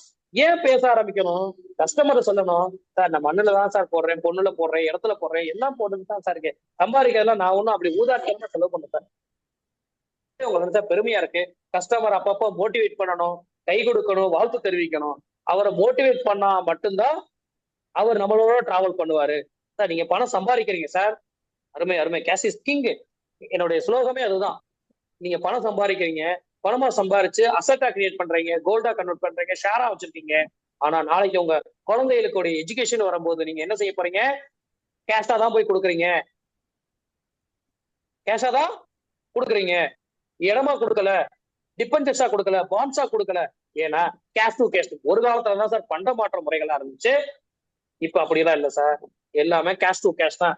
அப்ப ஈஸியா நீங்க போனவுடனே போய் பேப்பர்ல எழுதி கொடுத்து ஒரு கொடுத்தா உங்களுக்கு உடனே கேஷ் தரணும். லிக்விட் கேஷ் தரணும். அதுக்கு பேர் என்னது?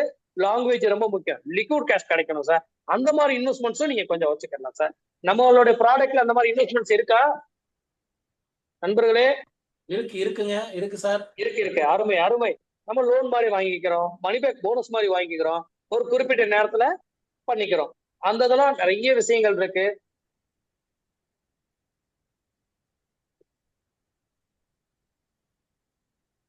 இப்பதான் ரொம்ப முக்கியமான பாயிண்ட் இதுதான். இப்ப ரீசெண்டா நான் எல்லாருக்கும் கத்துக்கிட்டு இருக்கேன். நான் ரீசெண்டா கத்துக்கிட்ட ஒரு விஷயம் கோபாஸ்ல இருந்து, கோபிநாத் சார்கிட்ட இருந்து. இந்த விஷயம் தான் மிக ஒரு என்ன சொல்லக்கூடியது. இது பேசினாவே போதும். இப்ப என்னன்னா நிறைய இடங்கள்ல நம்ம நிறைய நல்ல பாலிசி பேச போறங்கள்ல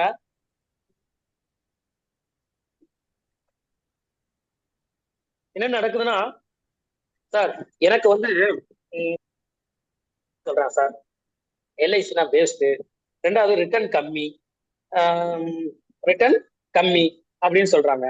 அதே நேரத்துல எனக்கு வேற வேற இன்வெஸ்ட்மெண்ட்ஸ் நிறைய இதை காட்டிலும் ரிட்டர்ன் கிடைக்கிற மாதிரி ஆப்ஷன்ஸ் இருக்கு அப்படின்னு என்ன சொல்றாங்கன்னா, இது எனக்கு நடந்துகிட்டு இருக்கு, உங்களுக்கு நடக்குதா நண்பர்களே? ஏன்னா நீங்க ஸ்டார்ட் பண்ணலாம். ஏன்னா அப்பதான் நமக்கு இது ரொம்ப முக்கியமான ஒரு சப்ஜெக்ட். இதுதான் ரொம்ப நீங்க கவனமா கேட்டுக்கிறணும். இதுதான் ஒரு மிகப்பெரிய அஸ்திரமே நம்ம கொடுக்கக்கூடியது. இந்த அஸ்திரத்தை பயன்படுத்தினா தான் நாளைக்கு அவங்க கஸ்டமர்ஸ் எல்லாருமே நீங்க எப்படி இருக்காங்க அப்படின்னு நினைச்சுக்கோங்க, சக்கரம் வியூகம் அமைச்சுக்கிறாங்க. சக்கர வியூகம். ஏன்னா சக்கர வியூகத்துக்குள்ள 2 நபருக்கு தான் உள்ள போக தெரியும், வெளியில வரவும் தெரியும். நீங்க கேள்விப்பட்டிருப்பீங்க, அபிமன்யுக்கு உள்ள போகிறதுக்கு மட்டும்தான் தெரியும், வெளியில வர்றதுக்கு தெரியாது. ஆனா அர்ஜுனனுக்கு உள்ள போகவும் தெரியும், வெளியில வரவும் தெரியும். கண்ணனுக்கு உள்ள போகவும் தெரியும், வெளியில வரவும் தெரியும். ஆனால் 2 பேரும் வெளியில இருப்பாங்க. அபிமன்யு உள்ள போவாரு, மாட்டிக்கிடுவாரு. அப்ப பிசினஸ் மேன்ட்டெல்லாம் நான் போகும்போது சொல்லுவேன், சார் ஒரு உங்களை பிசினஸ் போய்க்குள்ள பொறுத்த அளவுக்கு உங்களை நினைச்சா ரொம்ப பெருமையா இருக்கு சார். ஒரு பிசினஸ்ல இருந்து வெளியில இருந்தவரா இருக்கட்டும் சரி. நீங்க மகாபாரதத்துல பாத்தீங்கன்னா 13வது நாள்லயே போர் முடிஞ்சிருக்கும். ஆனா மகாபாரதத்துல அபிமன்யுக்கு சக்கரவர்த்திக்கு உள்ள போகத்தான் தெரியும், வெளியில வர தெரியாது. இப்போ பிசினஸ் மேனை பொறுத்த அளவுக்கு ஒரு பிசினஸ் உள்ள போகவும் தெரியணும், வெளியில வரவும் தெரியணும். ஓ அருமையா இருக்கு தம்பி இந்த வார்த்தை. நிறைய பேர் சொல்லி கேட்டிருப்பீங்க, பிசினஸ்ன்றது புலிவாலை பிடிச்சது மாதிரி. அது உண்மைதான் சார். புலிவாலை மெல்ல மெல்ல பிடிச்சு மேல ஏறி அதுல உட்கார்ந்து போனதான் சார் மத்தவங்க பயப்படுவாங்க. அது ஆனா பிசினஸ்ல பிரச்சனைன்னு வரும்போது அது உள்ள போகவும் தெரியணும், வெளியில வரவும் தெரியும் சார். உங்களை நினைக்கும் போது ரொம்ப பெருமையா இருக்கு சார். எப்பப்ப எதை பண்ணணும் நிறைய அப்பப்போ அப்டேட் பண்ணிட்டே இருப்பீங்க சார் அப்படின்னு அந்த மாதிரி வாழ்த்து சில தெரிவிக்கணும். ஆனா நிறைய நேரங்கள் என்ன நடக்குதுன்னா, நம்மளுடைய ப்ராடக்டை தூக்கி ஓரமா வச்சிடறாங்க. இங்க இருக்கிறத இங்க தூக்கி வைக்கிறாங்க, மத்ததுக்கு தான் முக்கியத்துவம் கொடுக்குறாங்க. அவங்க கொடுக்கறதுல ஒன்றும் தவறு இல்லையே. ஏன்னா நம்மளால ரிட்டர்ன் நம்ம எல்லாம் என்ன செய்யறோம், பணத்துக்கு கீழே தான், பணத்துக்கு இதான் பணம் வச்சுக்குவேன், இதுக்கு கீழே தான் நம்ம ரிஸ்க் எடுக்கிறோம். அதனால கேரண்டி ரிட்டர்ன் கொடுக்குறோம். எங்கெல்லாம் கேரண்டி ரிட்டர்ன், நான் கஸ்டமர் சொல்லுவேன், எங்கெல்லாம் உங்களுக்கு கேரண்டீடு எக்ஸ்பென்சஸ் இருக்கோ அங்கெல்லாம் நீங்க கேரண்டீடு இன்கம் சார் தேர்ந்தெடுக்கணும். எங்கெல்லாம் கேரண்டீடு இன்கம் இல்லையோ அந்த இடத்துக்கு உங்க பணத்தை தான் பட்டயமா கட்டுவாங்க, அங்க இருந்தா ரிஸ்க் எடுப்பாங்க. அப்ப நான் பாடி லாங்குவேஜோட தான் நிறைய கஸ்டமர்கிட்ட பேசுவேன். அப்படி பேசுறதுனால எனக்குன்னா இந்த இந்த சார்ட் பாத்தீங்கன்னா, இந்த சக்கர வியூகத்துல பாத்தீங்க அப்படின்னா என்ன நடக்கும் அப்படின்னீங்கன்னா, சக்கர வியூகம் 7 அடுக்குகளை கொண்டு இருக்கும். ஒருத்தர் இப்படி இருப்பாரு, ஒருத்தர் இப்படி இருப்பாரு, கிட்ட இருப்பாரு. 7 அடுக்குகள் இருக்கும், உள்ள நுழைய முடியாத அளவுக்கு இருக்கும். ஆனா அந்த விஷயங்கள்லாம் தெரிஞ்சவர் தான் அர்ஜுனனா இருக்கட்டும், கண்ணனா இருக்கட்டும். அது நம்ம இதுக்கு வருவோம். இப்ப கஸ்டமர்கிட்ட போகும்போது ஒயிட் இதே மாதிரிதான் எடுத்துக்கிடுவேன்.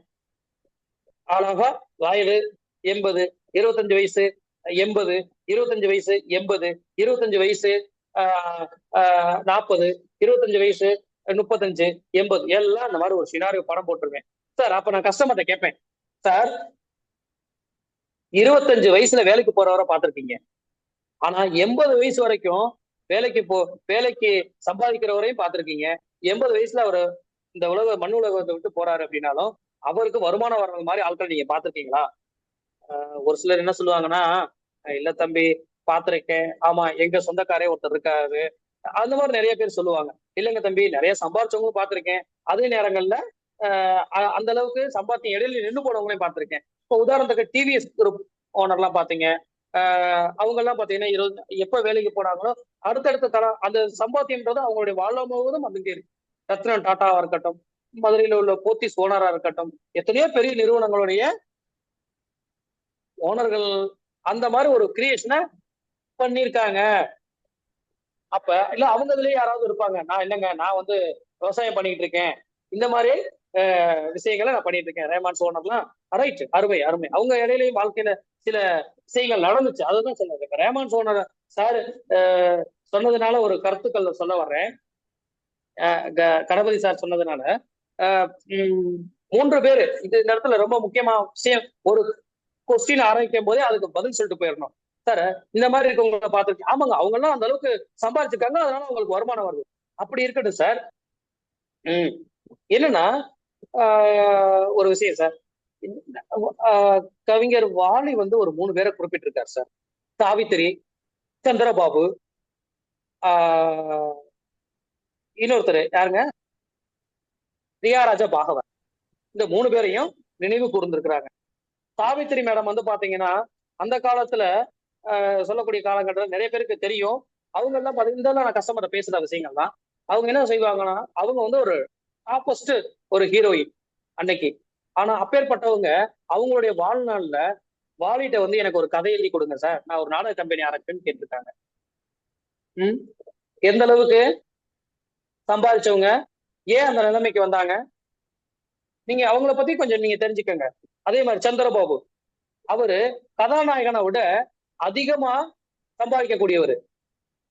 யாரு? Comedy actor. கதாநாயகனை விட அந்த அளவுக்கு அந்த காலத்துல அவ்வளவு ஒரு இதானவர். ஆனா அவருடைய வாழ்க்கையிலும் வாலிட்ட ஒரு நாள், சார் தம்பி இது பீடி குடிச்சு குடிச்சு குடிச்சு வாயெல்லாம் ஒரு மாறி ஆகி போச்சு, அந்த வேலையாள அனுப்பி விட்டு ஒரு ட்ரிபிள் சிகரெட் வாங்கி கொடுன்னு கேட்டுட்டாரு. இன்னொரு விஷயம்,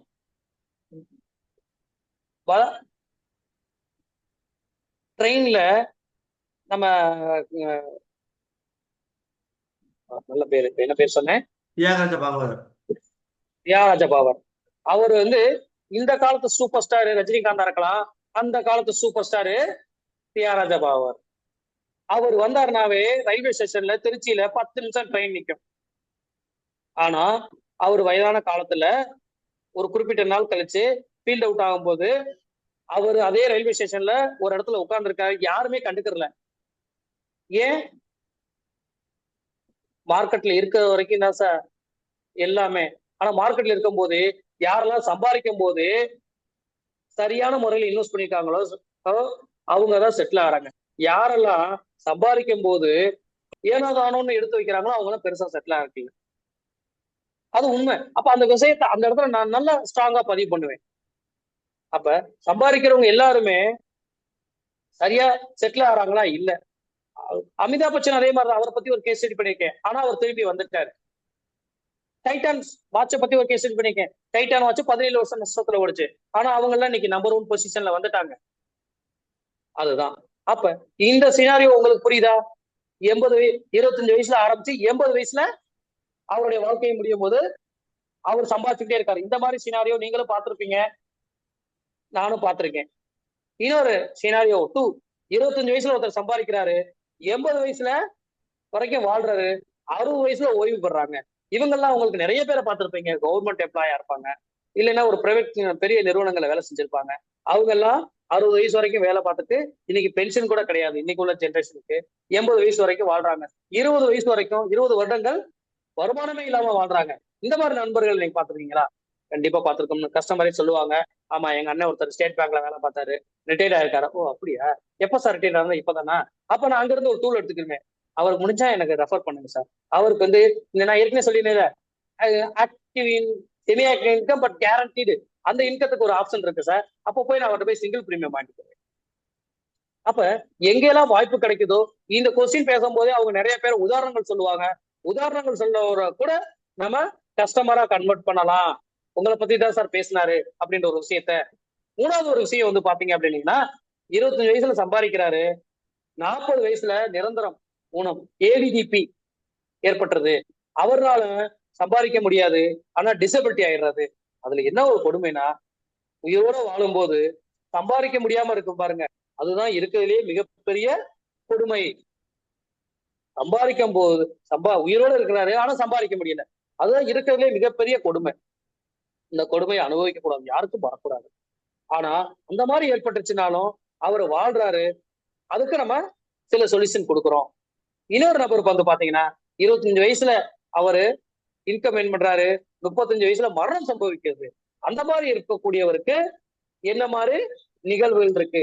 ஏன் 25 வயசுல சம்பாதிச்சு வருமானம் நின்று போச்சே, அடுத்து ஏன் அவர் வந்து 80 வயசு வரைக்கும் வாழ்கிறார்னு போட்டிருக்கோம்? சாட் பாக்ஸ்ல டைப் பண்ணுங்க நண்பர்களே.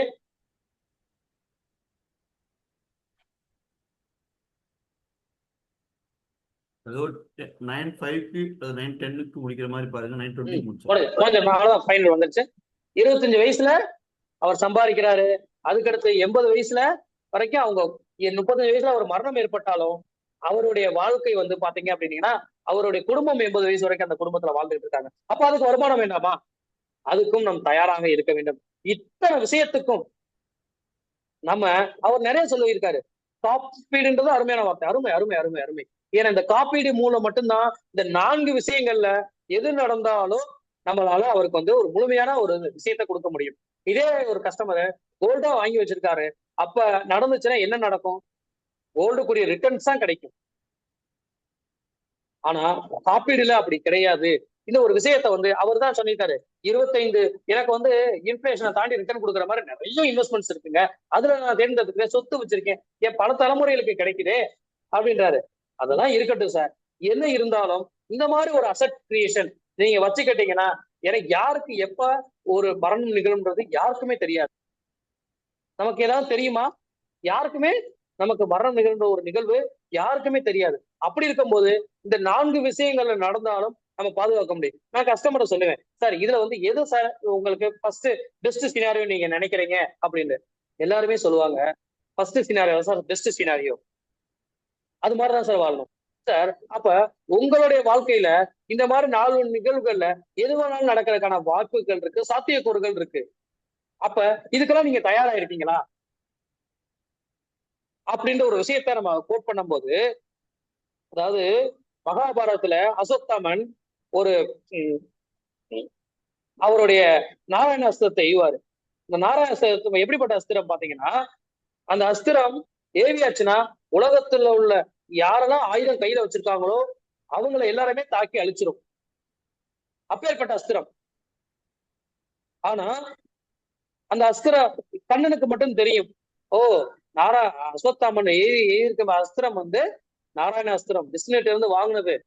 அதனால படை வீரர்கள் எல்லாரையும் சரி, அர்ஜுனன் இருக்கட்டும் எல்லாரையும் சரி, அஸ்திரத்தை எல்லோரும் கீழே வைத்து விட்டு மண்டிட்டு வணங்குங்கள். அந்த மாதிரி வணங்கிட்டீங்கன்னா உங்களுக்கு அந்த அஸ்திரம் உங்களை ஒன்றும் செய்யாது. ஆனா பலவான் நம்மளுடைய பீமன் கேட்பாரா, நான் பலசாலி அப்படின்னு சொல்லிட்டு அவர் வந்து அந்த அஸ்திரத்தோட மோத போவாரு. அந்த அஸ்திரம் வந்து தாக்குதல ஆரம்பிக்கும். ஓடி போய் அர்ஜுனனும் கண்ணனும் என்ன செய்வார்கள் என்றால் அந்த அஸ்திரத்தை அவர்கள் கட்டாயப்படுத்தி போட்டு அவரை மண்டியிட செய்வார்கள். அந்த அளவுக்கு இருக்கு.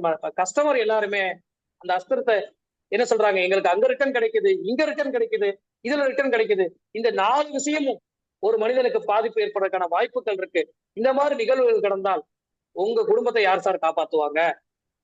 இது மாதிரி நம்ம கஸ்டமருக்கு தகுந்த மாதிரி சில கருத்துக்களை சொல்லணும். அப்பதான் பெரிய பிரீமியம் வாங்க முடியும்.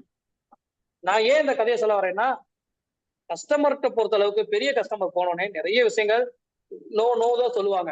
நம்ம என்ன செய்யணும், சார் எல்ஐசி ரிட்டர்ன் சொல்றீங்க சார், சார் எல்ஐசி வேஸ்டா? உண்மைதான் சார், நீங்க சொல்றது நிறைய அனுபவபூர்வமா சொல்றீங்கன்னு நினைக்கிறீங்க சார். இல்ல லாங் டேர்மா அது ரொம்ப போர் அடிக்குதுன்றீங்க, அதுவும் உண்மைதான் சார். ஆனா அவர் சொல்றதெல்லாம் நாராயண அசத்தை எப்படி கண்ணன் சொன்ன மாதிரி காது கொடுத்து அவர் சொல்லும் போது எதிர்ப்பு தெரிவிக்க கூடாது. காது கொடுத்து நம்ம உள்வாங்கி கொள்ள வேண்டும். நமக்கு பேச வாய்ப்பு வரும்போது அவர் சொன்ன விஷயங்களை பூரா நம்ம எடுத்துக்கிட்டு அதுக்கப்புறம் நம்ம வந்து சொல்ல ஆரம்பிக்கணும். அப்பதான் சார் இந்த மாதிரி விஷயங்கள்லாம் இது இன்சூரன்ஸ்ல இருக்கு. இதுல எது நடந்தாலும் சரி உங்களை பாதுகாப்பு பண்ணிக்கிறோம். காப்புறுதி என்பது ஒரு அத்தியாவசிய பொருள், இது ஆடம்பர பொருள் அல்ல சார்.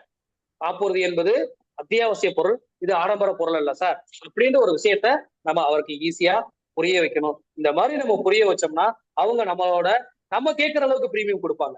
இல்லைன்னா அவங்க கொடுக்குற பிரீமியத்தை நம்ம வாங்கிட்டு வரணும். இந்த மாதிரி கொடுத்ததுனாலதான் எனக்கு 70 லட்ச ரூபாய் பிரீமியம் வந்துச்சு, 20 லட்ச ரூபாய் நான் சிங்கிள் பிரீமியம் வந்துச்சு அந்த கஸ்டமர்கிட்ட. இப்ப கூட ஒரு 25 லட்ச ரூபாய் பிரீமியம் வாங்கினேன். இது எல்லாமே நான் சொல்லக்கூடிய ஒவ்வொரு விஷயங்கள் தான். நம்ம போய் உடனே இவ்வளவு கட்டின நான் எந்த கஸ்டமருக்கும் கொட்டேஷனா கொடுக்க மாட்டேன் சார். ஏன்னா கொட்டேஷன் கொடுத்தா அவங்க வந்து நிறைய கம்பேர் பண்றாங்க. அந்த போஸ்ட் ஆபீஸோடயோ ரியல் எஸ்டேட்டோடயோ இதோட கம்பேர் பண்றாங்க. நான் கொடுக்கறது எல்லாமே இந்த மாதிரி சார்ட் தான். செக் வாங்குறதுக்கு முன்னாடி கட்டினா அவ்வளவு கிடைக்கும். அந்த ஒரு விஷயத்தை தான் அவங்கள மெல்ல மெல்ல கொண்டு போயிட்டே இருப்பேன். இப்போ பாத்தீங்கன்னா இது வந்து ஷேர் மார்க்கெட் பத்தி சம்பந்தப்பட்டது. இந்த ஷேர் மார்க்கெட் வந்து எப்படி கிராஸ் ஆகுது, எவ்வளவு தூரத்துக்கு இருந்துச்சு, மியூச்சுவல் ஃபண்ட்ஸ்னா என்ன, இந்த மாதிரி சார்ட்ஸ் எல்லாம் உங்களுக்கு நான் காமிப்பேன். மியூச்சுவல் ஃபண்ட்ஸ் எல்லாம் 1 இயர்ல போட்டுட்டு எவ்வளவு பேர் வெளியே போயிட்டாங்க, 2 வருஷத்துல எவ்வளவு நாள் இருந்தாங்க, 5 வருஷத்துக்கு மேல எவ்வளவு பேர் இருக்கிறாங்க. அப்புறம் எப்படி சார் உங்க கோட் ரீச் ஆகும்? எஃப்சி எங்க, எஃப்என் எங்க? எஃப்சி எஃப்என்னும் ரொம்ப முக்கியம். நான் இன்னைக்கு பேசின ஒரு விஷயத்துல எஃப்சி எஃப்என் வந்து ரொம்ப ரொம்ப முக்கியம். இதைத்தான் நம்ம வந்து கோட் பண்ணணும். அன்னைக்கு என்ன நடக்கும்? வெளியே போயிட்டா நாளைக்கு ஆசை வந்து சோபா வந்துருச்சு, அது வாங்கணும், டிவி வாங்கணும், ஃப்ரிட்ஜ் வாங்கணும்னா வெளியில போயிடுறாங்களே. நம்ம இதுல அப்படி போறாங்களா சார்? கம்பல்சரி இன்கம் லாக்இன் பீரியடும் இருக்கு சார். வெளியில வரமாட்டோம் சார். இதுல வந்து சுவிட்ச் நம்ம கையில தான் சார் இருக்கு. ஒரு சினிமாவா சார் பாக்குறோம், மாத்திக்கிட்டே இருக்கோம் சார் ரிமோட்ல. இந்த பண்டு நல்லா இல்லைன்னா அந்த பறகு. அருமையானது. இல்வாழ்வான் என்பான் இயல்புடைய மூவருக்கும் நல்லாற்றின் என்ற துணை. அந்த ராஜா வந்து எப்படி தன்னுடைய மக்களை பாதுகாத்தாரோ அது மாதிரி நம்ம என்னதம்பா ஹலோ யாரு? என்ன சொல்றாங்க? நல்லா இல்லைன்றாங்களா? சார் நிறைய இருக்குன்றாங்களா? இப்ப நாங்க சாப்பிடணும். மைக் ஆஃப் பண்ணிட்டு பேசுங்க சார். நம்மளுடைய கஸ்டமர்களை நம்ம பாதுகாக்கணும். அவங்களுக்கு இந்த குரல்களை சொல்லணும். சொல்லி அவங்கள ரொம்ப பாதுகாப்போட நம்ம இருந்துகிட்டோம்னா ஈஸியா இருக்கும். மனைவி, குழந்தைகள், ஏன்னா அவங்கள வந்து நம்ம பாதுகாக்கணும். அப்ப எது மூலம் பாதுகாக்க முடியும்? அந்த 4 விடயங்கள் நடக்கும். இந்த 4 விடயங்கள்ல எது வேணாலும் நடந்தாலும் அவருக்கு வந்து இதுதான் இந்த ஒரு இதை வஸ்திரத்தை வச்சிருந்தாருன்னா அவர் ஈஸியா என்ன பண்ணுவாரு? அவரு தன்னோட குடும்பத்தை பாத்துக்கிடுவாரு. இந்த மாதிரி ஓப்பனிங் வந்து நீங்க நான் சொன்னது எல்லாமே ஓப்பனிங் தான். நீங்க உங்களுக்கு தகுந்த மாதிரி பேசிக்கங்க, பழைய இது பண்ணிக்கங்க. இந்த மாதிரி பேசும்போது உங்களுக்கு வருமானம் வரும். அதே நேரத்தில் கஸ்டமருக்கும் போதுமான அளவு பாதுகாப்பு கிடைக்கும். அவரும் வாழ்க்கையை மகிழ்ச்சியாக வாழ்வார் என்று இந்த வாய்ப்பை கொடுத்தவருக்கு நன்றி சொல்லிக்கிறேன். எனக்கு நம்ம மிகப்பெரிய ஒரு வாய்ப்பு. வேற எதுவும் உங்களுக்கு கேள்விகள் எதுவும் இருந்தாலும் நீங்கள் கேட்கலாம். நம் நேரம் ஆகிவிட்டது. தேங்க்யூ ரகு. நீங்க உங்க சீரியஸ் கேர் மட்டும் எடுத்துருங்க. கொஸ்டின்ஸ் கேட்கறவங்க அப்புறம் ஹேண்ட் ரைஸ் மட்டும் பண்ணுங்க. நான் கேட்கறவங்க கேளுங்க.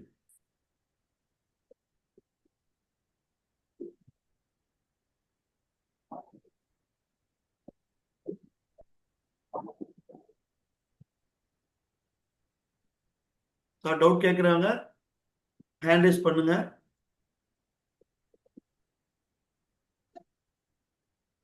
கணபதி சார் நீங்க அன்மியூட் பண்ணிக்கோங்க சார். சார் வணக்கம் சார். வணக்கம் சார். ரகுபதி சார், உங்களை நான் வந்து கோபாஸ்ல பார்த்துருக்கேன். ஆமா சார், நானும் உங்களை பார்த்திருக்கேன் சார். சரி சார், சிறப்பா இருக்கு. அதனால அஸ்திரம் எல்லாம் அருமையா இருக்கு. மகாபாரத கதையை சூப்பரா சொல்லியிருந்தீங்க. இன்னைக்கு ஒரு ப்ராஸ்பெக்ட பார்த்திருந்தேன் சார், நல்ல ஒரு பெரிய ப்ராஸ்பெக்ட். அவர் என்ன சொல்றாருன்னா, நான் என் பொண்ணுக்கு இப்பயோ வந்து 30 லட்ச ரூபாய் மியூச்சுவல் ஃபண்ட்ல ரிட்டர்ன் வர மாதிரி வச்சிருக்கேன். இன்னைக்கு பார்த்த கஸ்டமர் சொன்ன ஃபீட்பேக், நான் இதையும் சொன்னேன் சார், மியூச்சுவல் ஃபண்ட்ல கண்டினியூ பண்றவங்க 3% தான் இருக்காங்க சொன்னேன். அது 3% வேற யாரும் இருக்கும். நான் கண்டினியூ பண்றேன், வந்து கிட்டத்தட்ட பார்த்தா நல்ல ஒரு ப்ராஃபிட் இருக்கு. அதனால எனக்கு இன்சூரன்ஸ் வேண்டாம். வேற எதனா இருந்தா சொல்லு, நீ கொண்டாந்து என்கிட்ட ஒரு 1,00,000 கொடு, நான் மியூச்சுவல் ஃபண்ட்ல பண்ணி இன்வெஸ்ட் பண்ணி கொடுக்குறேன் அப்படின்னு சொல்றாரு. எந்த கஸ்டமர் எப்படி ஹேண்டில் பண்றது, இதை மட்டும் சொல்லுங்க சார். நன்றி. முடிஞ்ச அளவுக்கு நம்மளை பொறுத்தளவுக்கு என்ன சார், கஸ்டமர் வந்து எதை கேட்கிறாரோ முதல்ல அதை நம்ம கொடுத்துடணும். கொடுத்துட்டு அவங்களோட ரிலேஷன்ஷிப் ஆரம்பிச்சுட்டு அதுக்கப்புறம் தான் சார் நம்ம சொல்லணும். இப்போ உதாரணத்துக்கு சார் 2 நாளைக்கு முன்னாடி வந்து பேப்பர்ல வந்து பாத்தீங்கன்னா நம்மளை சுற்றி இருக்க இன்ஃபிளேஷனை வந்து நம்ம சொல்லணும். இப்ப நம்ம வந்து சேஃபஸ்ட் இன்ஃபிளேஷன் இருக்கோம் சார். பக்கத்து நாடு இலங்கையை பாருங்க சார், 26%, 20% மேல போனாவே ஒரு நாடு திவால். பாகிஸ்தானை பாருங்க, நேபாளத்தை பாருங்க, இப்படி அண்டை நாடுகள்லாம் பாருங்க எந்த அளவுக்கு வந்து அவங்களுடைய இன்ஃபிளேஷன் இருக்கு. இப்ப நம்ம நாட்டிலே பாத்தீங்கன்னா போர் இந்த மாதிரி சூழ்நிலை ஏற்பட்டுருச்சு. இந்த மாதிரி நேரங்கள்ல உங்களுடைய மார்க்கெட், உங்களுடைய அசட்ஸ் வந்து ஒரு உதாரணத்துக்கு ஒரு 100 ரூபாய் வச்சிருக்கீங்கன்னா மார்க்கெட் 30% இறங்குச்சுன்னா அப்ப 70 rupees தானே சார் உங்களுக்கு கிடைக்கும். அந்த நேரத்துல உங்க குழந்தையோட கல்யாணம், பொண்ணோட மேரேஜ், எப்படி சார் நீங்க படிப்பு இதெல்லாம் எப்படி சார் மேட்ச் பண்ணுவீங்க? அதான் நான் ஆரம்பத்திலே உங்களுக்கு ஒரு வார்த்தை சொல்லியிருந்தேன். எங்கெல்லாம் கேரண்டீடு எக்ஸ்பென்சஸ் இருக்கோ அங்க கேரண்டீடு இன்வெஸ்ட்மெண்ட் தான் பெஸ்ட். நீங்க போடுறது தவறே இல்லைங்க சார். அந்த மினிமம் என்ன இருக்கோ அதுல நீங்க ரிஸ்க் எடுக்காதீங்க. இப்ப கூட பாருங்க, காசாவில் 5 ரூபா பிஸ்கட் பாக்கெட்டு 2400 ரூபாயும் 2 நாளைக்கு தினமலர்ல வந்து ஆர்டிக்கல். இந்த மாதிரி அந்த நேரங்கள்ல, ஏன்னா சண்டை வந்து ஆரம்பிக்கிறதுக்கு முன்னாடி வந்து பாத்தீங்கன்னு வச்சுக்கோங்க, ஒரு சண்டை ஆரம்பிக்கிறதுக்கு முன்னாடி நிறைய கட்டுப்பாட்டுல இருக்கும் ஒரு விஷயம். யார் வேணும் பேசுவாங்க, அப்ப அதுபடிதான் நடந்துகிட்டு இருக்கும்.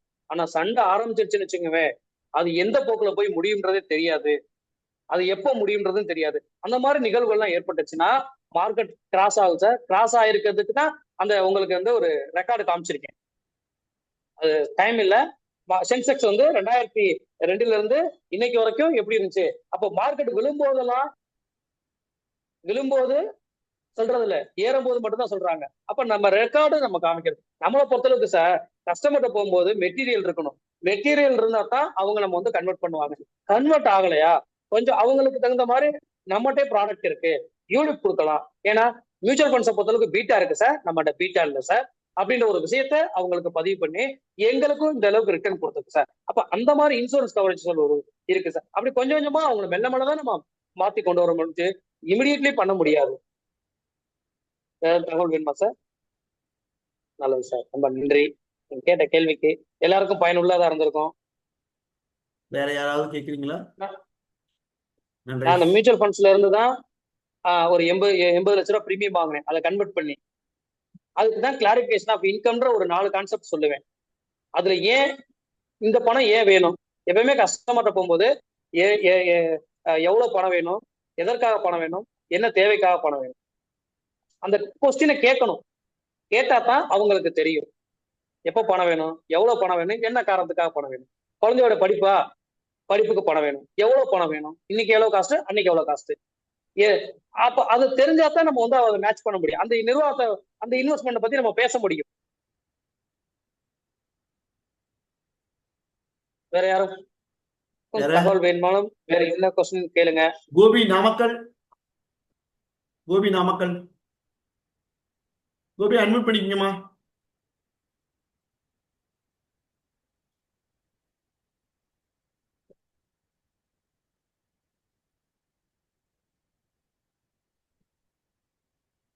ஜெயபிரகாஷ்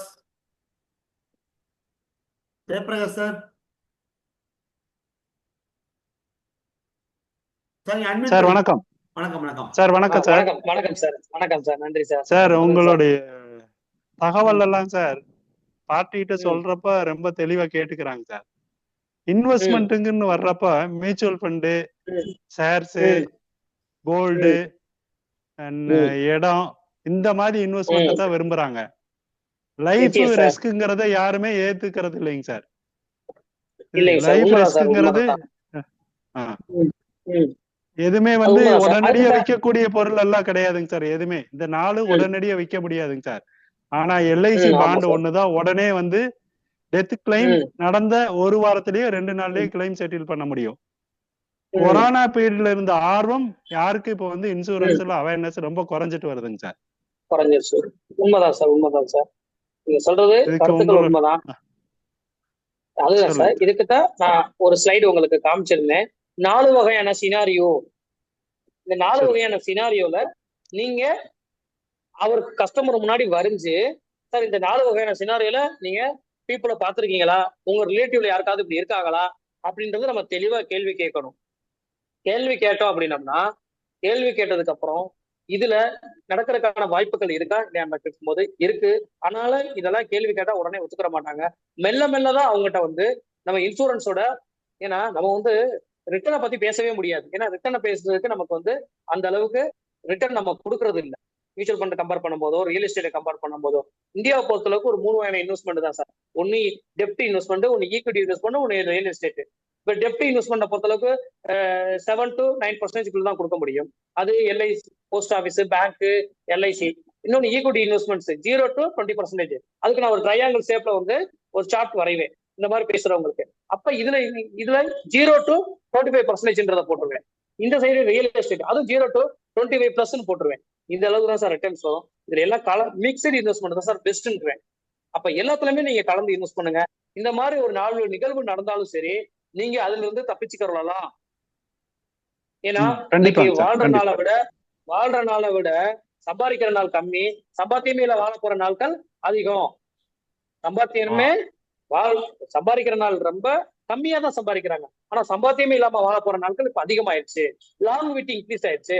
அதுக்கு சில சார்ட்ஸ் எல்லாம் வச்சிருக்கேன் நான். தமிழ்நாடுடைய வாக்காளர் லிஸ்ட் 120 வயசுக்கு மேல எவ்வளவு, 100 வயசுக்கு மேல எவ்வளவு பேர் இருக்காங்கன்னு. ஆண்டவன்கிட்ட இருந்து வாய்ப்பு வரல, கூப்பிடலன்னு வச்சுங்க, போன் வரலன்னு வச்சுங்க, வாழ்ந்துதானே சார் ஆகணும்.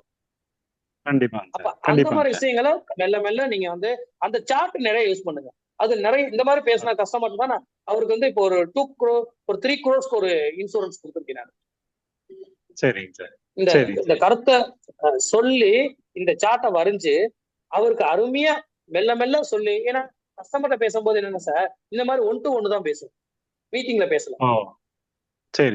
அவரு சில கேள்விகள் கேட்பாரு. அவர் என்ன கேள்வி கேட்கிறாரோ அதுக்கு தக்கன உதாரணங்கள், அதுக்குதான் கையில மெட்டீரியல் வச்சிருக்கோம். கண்டிப்பா சார். நான் கடைசியா ஒரு தகவல் சார், நான் என்ன சொல்லுவேன்னா, இறுதி யாத்திரைக்குனாலும் 2 லட்சத்துக்குனாலும் இன்சூரன்ஸ் வச்சுட்டு போ, கடன் வச்சுட்டு போறாதேன்னு சொல்லிடுவேன் சார். கடைசி டச். அருமையான கருத்து சார், சூப்பர், அருமையான கருத்து. இதுல இன்னொரு பதிவு சொல்றேன். இந்த கருத்தை நான் சொல்லுவேன் கஸ்டமர்கிட்ட. சொன்னதுனால அந்த கருத்துல இருந்து நான் ஒரு கருத்து சொல்றேன் சார். இந்தியாவை பொறுத்தளவுக்கு சார், இங்க ஏதாவது ஒரு இறுதி நிகழ்வு நடந்துச்சுன்னு வச்சுங்க, அங்கனக்குள்ள உள்ள பக்கத்துல, இப்ப இங்க உதவி பாத்தீங்கன்னா நம்ம எல்ஐசி டிவிஷனல் ஆஃபீஸ் பக்கத்துலயே தத்தநெறின்னு ஒரு ஏரியா இருக்கு, அங்க போய் அடக்கம் பண்ணலாம். இதே இது சார் இலங்கையை பொறுத்தளவுக்கு அப்படி இல்லைங்க சார்.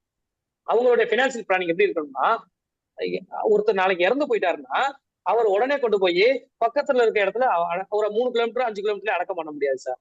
அவர் உயிரோடு இருக்கும் போது அவர் என்ன செய்யணும்னா, அவர் இந்த இடத்துல வேணும்னு சொல்லி அந்த இடத்த அவர் ரெஜிஸ்டர் பண்ணணும், அதுக்கு பணம் கட்டணும். அப்ப அதுக்கும் அவர் பினான்சியல் பிளானிங் பண்ணணும். பண்ணாதான் அவருக்கு அந்த இடத்துல வந்து அன்னைக்கு மரணம் நிகழும் போது அவருக்கு அங்க அடக்கம் பண்றதுக்கு இடம் கொடுப்பாங்க. இல்லைன்னா அங்க இருந்து கொடுக்க மாட்டாங்க. இப்ப மதுரையில இறந்திருக்காரா சார், நீங்க திண்டுக்கல் போங்க. திண்டுக்கல் இறந்திருக்காரா, நீங்க திருச்சி போங்க. இல்லையா சென்னை போகணும்னு சொல்லிடுவாங்க. ஏன்னா நாடு சிறிய நாடு சார். அப்ப அந்த அளவுக்கு பினான்சியல் பிளானிங். இந்த மாதிரி ஒரு இன்ட்ரெஸ்டிங்கா பேசுங்க. இப்ப நீங்க சொன்னதுல இருந்து நான் ஒரு இன்ட்ரெஸ்டிங்கான ஒரு இது சொல்லலையா? கண்டிப்பா. அப்ப அவரு கொஞ்சம் யோசிப்பாரு. அப்ப உதாரணங்கள் எப்பயுமே அவருக்கு தகுந்த மாதிரி நம்ம பேச்சை கொண்டு போகணும். கண்டிப்பா. அதாவது அவர் பேச வர விஷயத்துக்கு அப்பதான் நம்மகிட்ட கன்வெர்ட் ஆவாங்க.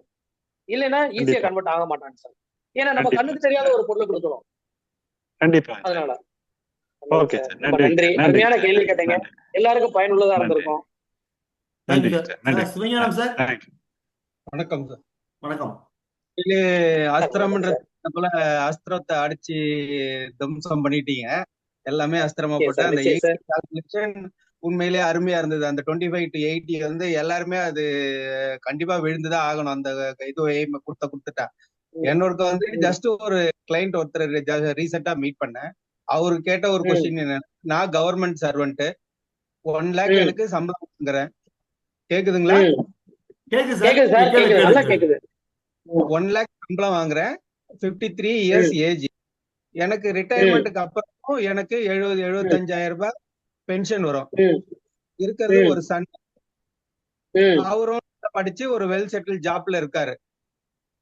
எனக்கு என்ன மாதிரி சஜஷன் கொடுக்குறீங்கன்னு கேக்குறாரு. அவருக்கு என்ன இதோ நம்ம சஜஸ்ட் பண்ண முடியும் சார்? அவரை பொறுத்தளவுக்கு சார் ஒரு என்ன சொல்லலாம்னா, அவர் வந்து ஒரு கவர்மெண்ட் எம்ப்ளாயி. அவருக்கும் அவருடைய தலைமுறைக்கும் ஒரு பீஸ் ஆஃப் மைண்டோட என்ன வார்த்தை சொல்லணும், பீஸா பாயிண்டோட வாழ்றதுக்கு நல்ல ஒரு ஏற்பாடு பண்ணி வச்சிருக்கீங்க சார். வாழ்த்துக்கள் சார், கை கொடுங்க, சந்தோஷம் சார். ஒரு உதாரணத்துக்கு நான் சொல்லுவேன், இந்த மாதிரி கிளைண்ட் சொல்லி தான் வாங்கினேன். நான் அசைன்மெண்ட் பண்ணுவேன். நான் அசைன்மெண்ட் பண்றதுல கொஞ்சம் அசைன்மெண்ட் எல்லாம் பாத்தீங்கன்னா அவர் சொன்னாரு, சார் நீங்க வந்து இந்த ஒரு தென்னை மரமும் வாழை மரம் பாருங்க எவ்வளவு பலன்களை கொடுக்குது. இந்த பூமியில இருந்து எடுத்துக்கிட்டு நாறு கூட வாழை மரத்துல நாறு பயன்படுது, பூ பயன்படுது, தண்டு பயன்படுது, எல்லாமே பயன்படுது. அதே மாதிரி தென்னை மரத்துல எதையும் தான் எல்லா பாகங்களுமே பயன்பட்டு இருக்கு. இந்த சமுதாயத்துல இருந்து தான் சார் நம்ம எடுத்துக்கிட்டோம். இந்த சமுதாயத்துக்கு ஏதாவது திருப்பி தர வேணாமா சார்? அப்ப அவர்கிட்ட கேட்கும் போது, நீங்க ஏதாவது உங்களை முடிஞ்ச அளவுக்கு இந்த பினான்சியல் பிரமிட்ல 4 பக்கங்கள் இருக்கும். அதுல ஒரு பக்கம் இதை பத்தி வரும் பேஷன் சொல்லுவாங்க. நான் சின்ன வயசுல இந்த மாதிரி எல்லாம் பண்ணணும்னு நினைச்சேன், இல்ல நான் ஒரு கோயிலுக்காக டெய்லி இந்த இன்னைக்கு நடக்கக்கூடிய ஒரு 364 நாள்ல இந்த டேல இந்த நேரத்துல நடக்கக்கூடிய பூஜையை வந்து நான் நடத்தி காட்டுவேன், நடத்துறதுக்கு நான் பணம் கொடுப்பேன், இல்ல 100 கழிப்பறைகளை கட்டி தர்றேன், இல்ல ஏழை குழந்தைகளுக்கு அந்த ஊர்ல இருக்கவங்களுக்கு ஒரு ட்ரஸ்ட் மாதிரி ஆரம்பிச்சு அவங்களுக்கு வந்து படிக்கிறதுக்கு நான் வந்து என்னால ஒரு ஃபண்டிங் கொடுக்க போறேன், நான் இங்க இருந்து தான் எடுத்து கொடுக்குறேமே அப்படின்ற ஒரு அவருடைய பொதுவான விஷயங்கள், அவரோட ரிலேஷன்ஷிப் ஏற்படும் போது சில ஃபேக்ட் ஃபைண்டிங் சொல்லுவாங்க. அவர்கிட்ட போனோடனே பாத்தீங்கன்னா சஸ்பெக்ட் பண்ணுவோம், ப்ராஸ்பெக்ட் பண்ணுவோம், அப்புறம் வந்து ஃபேக்ட் பண்ணுவோம். ஃபேக்ட் ஃபைண்டிங் தான் ரொம்ப முக்கியம். அந்த ஃபேக்ட் ஃபைண்டிங் பண்ணும்போது இந்த விஷயத்தை நம்ம நோட் பண்ணியிருந்தோம்னா அப்ப ஈஸியா அதுல எதுல ஆர்வம் இருக்கோ அப்ப அதை நோட் பண்ணி அவருக்கு சொல்யூஷன் சொல்லலாம். இந்த மாதிரி ஒரு சொல்யூஷன் சொல்லி நான் ஒரு சர்ச்சுக்காக ஒரு இது பிளான் பண்ணும்போது அவருக்கு வந்து ஒரு 50 லட்ச ரூபா பிரீமியம் வாங்கினேன் சார். உங்க கான்செப்ட், நீங்க சொல்ற கான்செப்ட் தான் நான் அவர்கிட்ட எடுத்துக்கிட்டேன். இது அசைன்மெண்ட் வேற பண்ணு. அசைன்மெண்ட்ன்றது ரொம்ப ரொம்ப முக்கியம். இப்ப எம்டபிள்யூ ஆக்ட்ல நான் பாலிசிஸ் கொடுத்துட்டு இருக்கேன், அசைன்மெண்ட்ல கொடுத்துட்டு இருக்கேன், எம்ப்ளாயில கொடுத்துட்டு இருக்கேன். அப்போ ஒருத்தருக்கு என்ன தேவையோ நம்ம அதை தெரிஞ்சுக்கிறணும். இந்த 4 சினாரியோ சொன்னதுல அவருக்கு ஏதாவது ஒரு நிகழ்வு ஏற்படுச்சுன்னா அங்க பண்டு எல்ஐசி இருந்து பணம் போயிடும், அங்க அதுபடி நடந்துக்கிறோம். ரிட்டையர்ட் ஆகினாலும் 60 வயசுல பாலிசி போட்டாலும் 1 கோடி ரூபாய் வச்சா 1 கோடி ரூபாயை நம்ம பென்ஷனா கன்வெர்ட் பண்ணி கொடுக்கலாம். ஏகப்பட்ட வழிகள் இருக்கு. வேற எல்ஐசியில மட்டும்தான் இந்த மாதிரி அது நம்பிக்கையான நிறுவனம், சால்வன்சி கேரண்டி செக்ஷன் 37 இருக்கு. எப்பவுமே கனவு காணும் போது நான் கஸ்டமர்கிட்ட சொல்லுவேன், அடுத்த 100 ஆண்டுகளுக்கு அது நடக்கணும் சார். சார் என்ன தம்பி சொல்றீங்க, எனக்கே வயசு 60, அப்போ 100 ஆண்டு நான் இருக்க மாட்டேன் சார். அது முக்கியம் இல்ல சார், உங்களுடைய கனவு நீங்க இருந்தாலும் சரி இல்லாட்டியும் சரி நடக்கணும் சார். உங்க பிள்ளைகிட்ட ஏற்கனவே இருக்கக்கூடிய சொத்துக்களை எடுத்து இதை செய்ய மாட்டாங்க சார். ஆனா அதுக்குன்னு ஒரு தனியா ஒரு கிரியேஷன் பண்ணி கொடுத்துட்டீங்கன்னு வச்சுங்க, அதை சீரு சிறப்புமா செய்வாங்க, ஆடி பாடி ரசிச்சு செய்வாங்க சார். இந்த மாதிரி சொன்னோம், கொடுத்துருக்காங்க. நான் இந்த மாதிரி பிரீமியம் வாங்கியிருக்கேன் அசைன்மெண்ட்ல. பிளான் பிளான் கொடுக்க முடியும் உங்களுக்கு. 50 lakhs கொடுக்குறீங்கன்னா என்ன மாதிரி பிளான்? அவருக்கு என்ன தேவையோ, அவருக்கு வந்து பாத்தீங்கன்னா சாந்தி, அக்ஷய் இந்த மாதிரி கொடுக்கலாம். பேர குழந்தைகளுக்காக கொடுக்கலாமே சார், கிஃப்டா கொடுக்கறது கூட கொடுக்கலாம், எஜுகேஷனுக்காக கொடுக்கலாமே, அமிர்த் பால் கொடுக்கலாமே, கேரண்டி ரிட்டர்ன், இந்த மாதிரி விஷயங்கள் பொதுவான விஷயங்கள் ட்ரஸ்ட்டுக்கு நம்ம கொடுக்கலாம் சார் நம்மளுடைய ஃபண்டை. Thank you sir. Okay, thank you. Explain நல்லா இருக்கு. தேங்க்யூ. ஆனா முனுசாமிண்ணா நீங்க பேசுறீங்களா? நீங்க அன்மியூட்ல இருக்கீங்க, மியூட்ல இருக்கீங்க.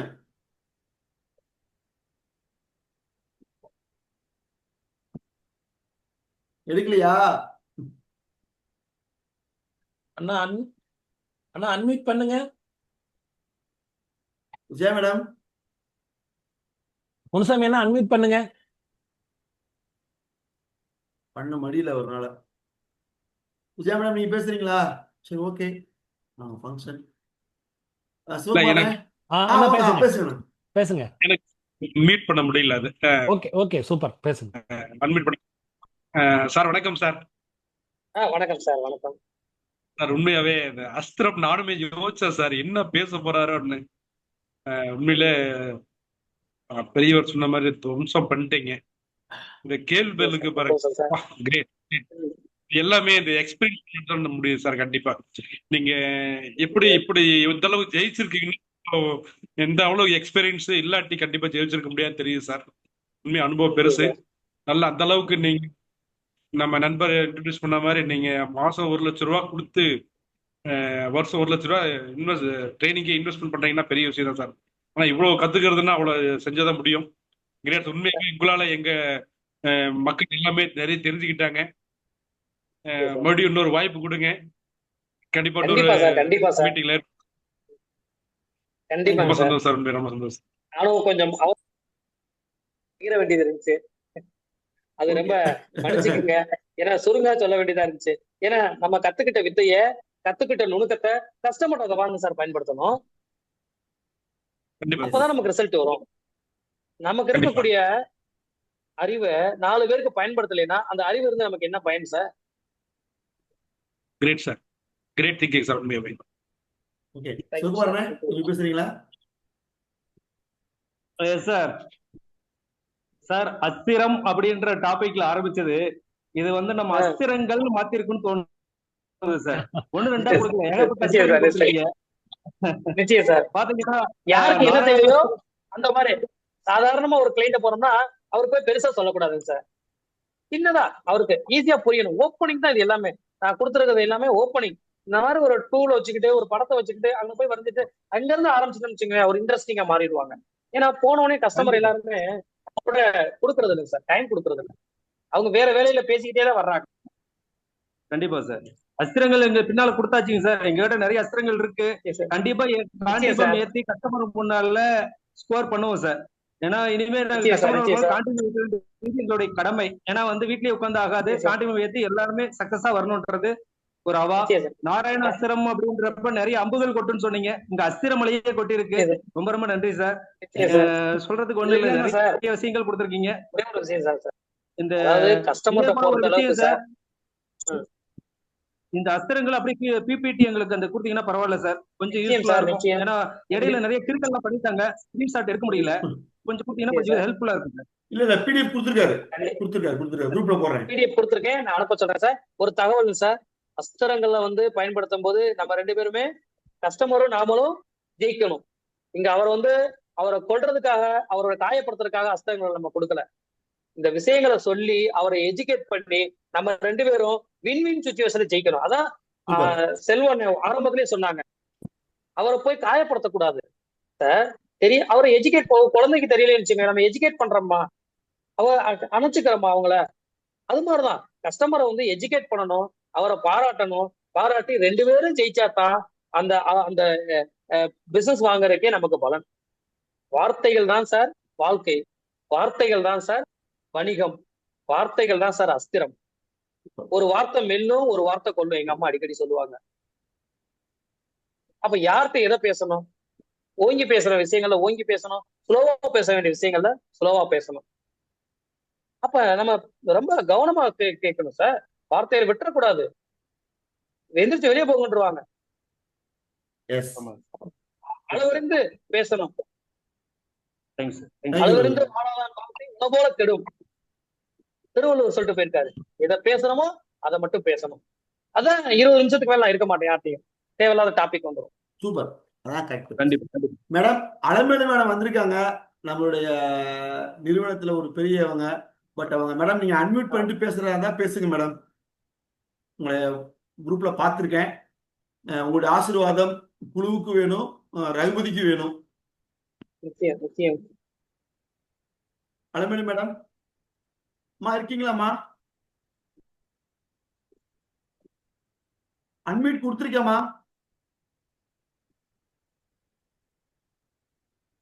சென்னையில இருக்கவங்க தானே? சென்னையில இருக்கவங்க தான்மா, சீனிவாசன் சாரோட. சரி ஓகே, அவங்க எடுக்கல. விஜயாக்கா நீங்க பேசுறீங்களாமா? விஜயாமா நீங்க பேசுறீங்களாமா?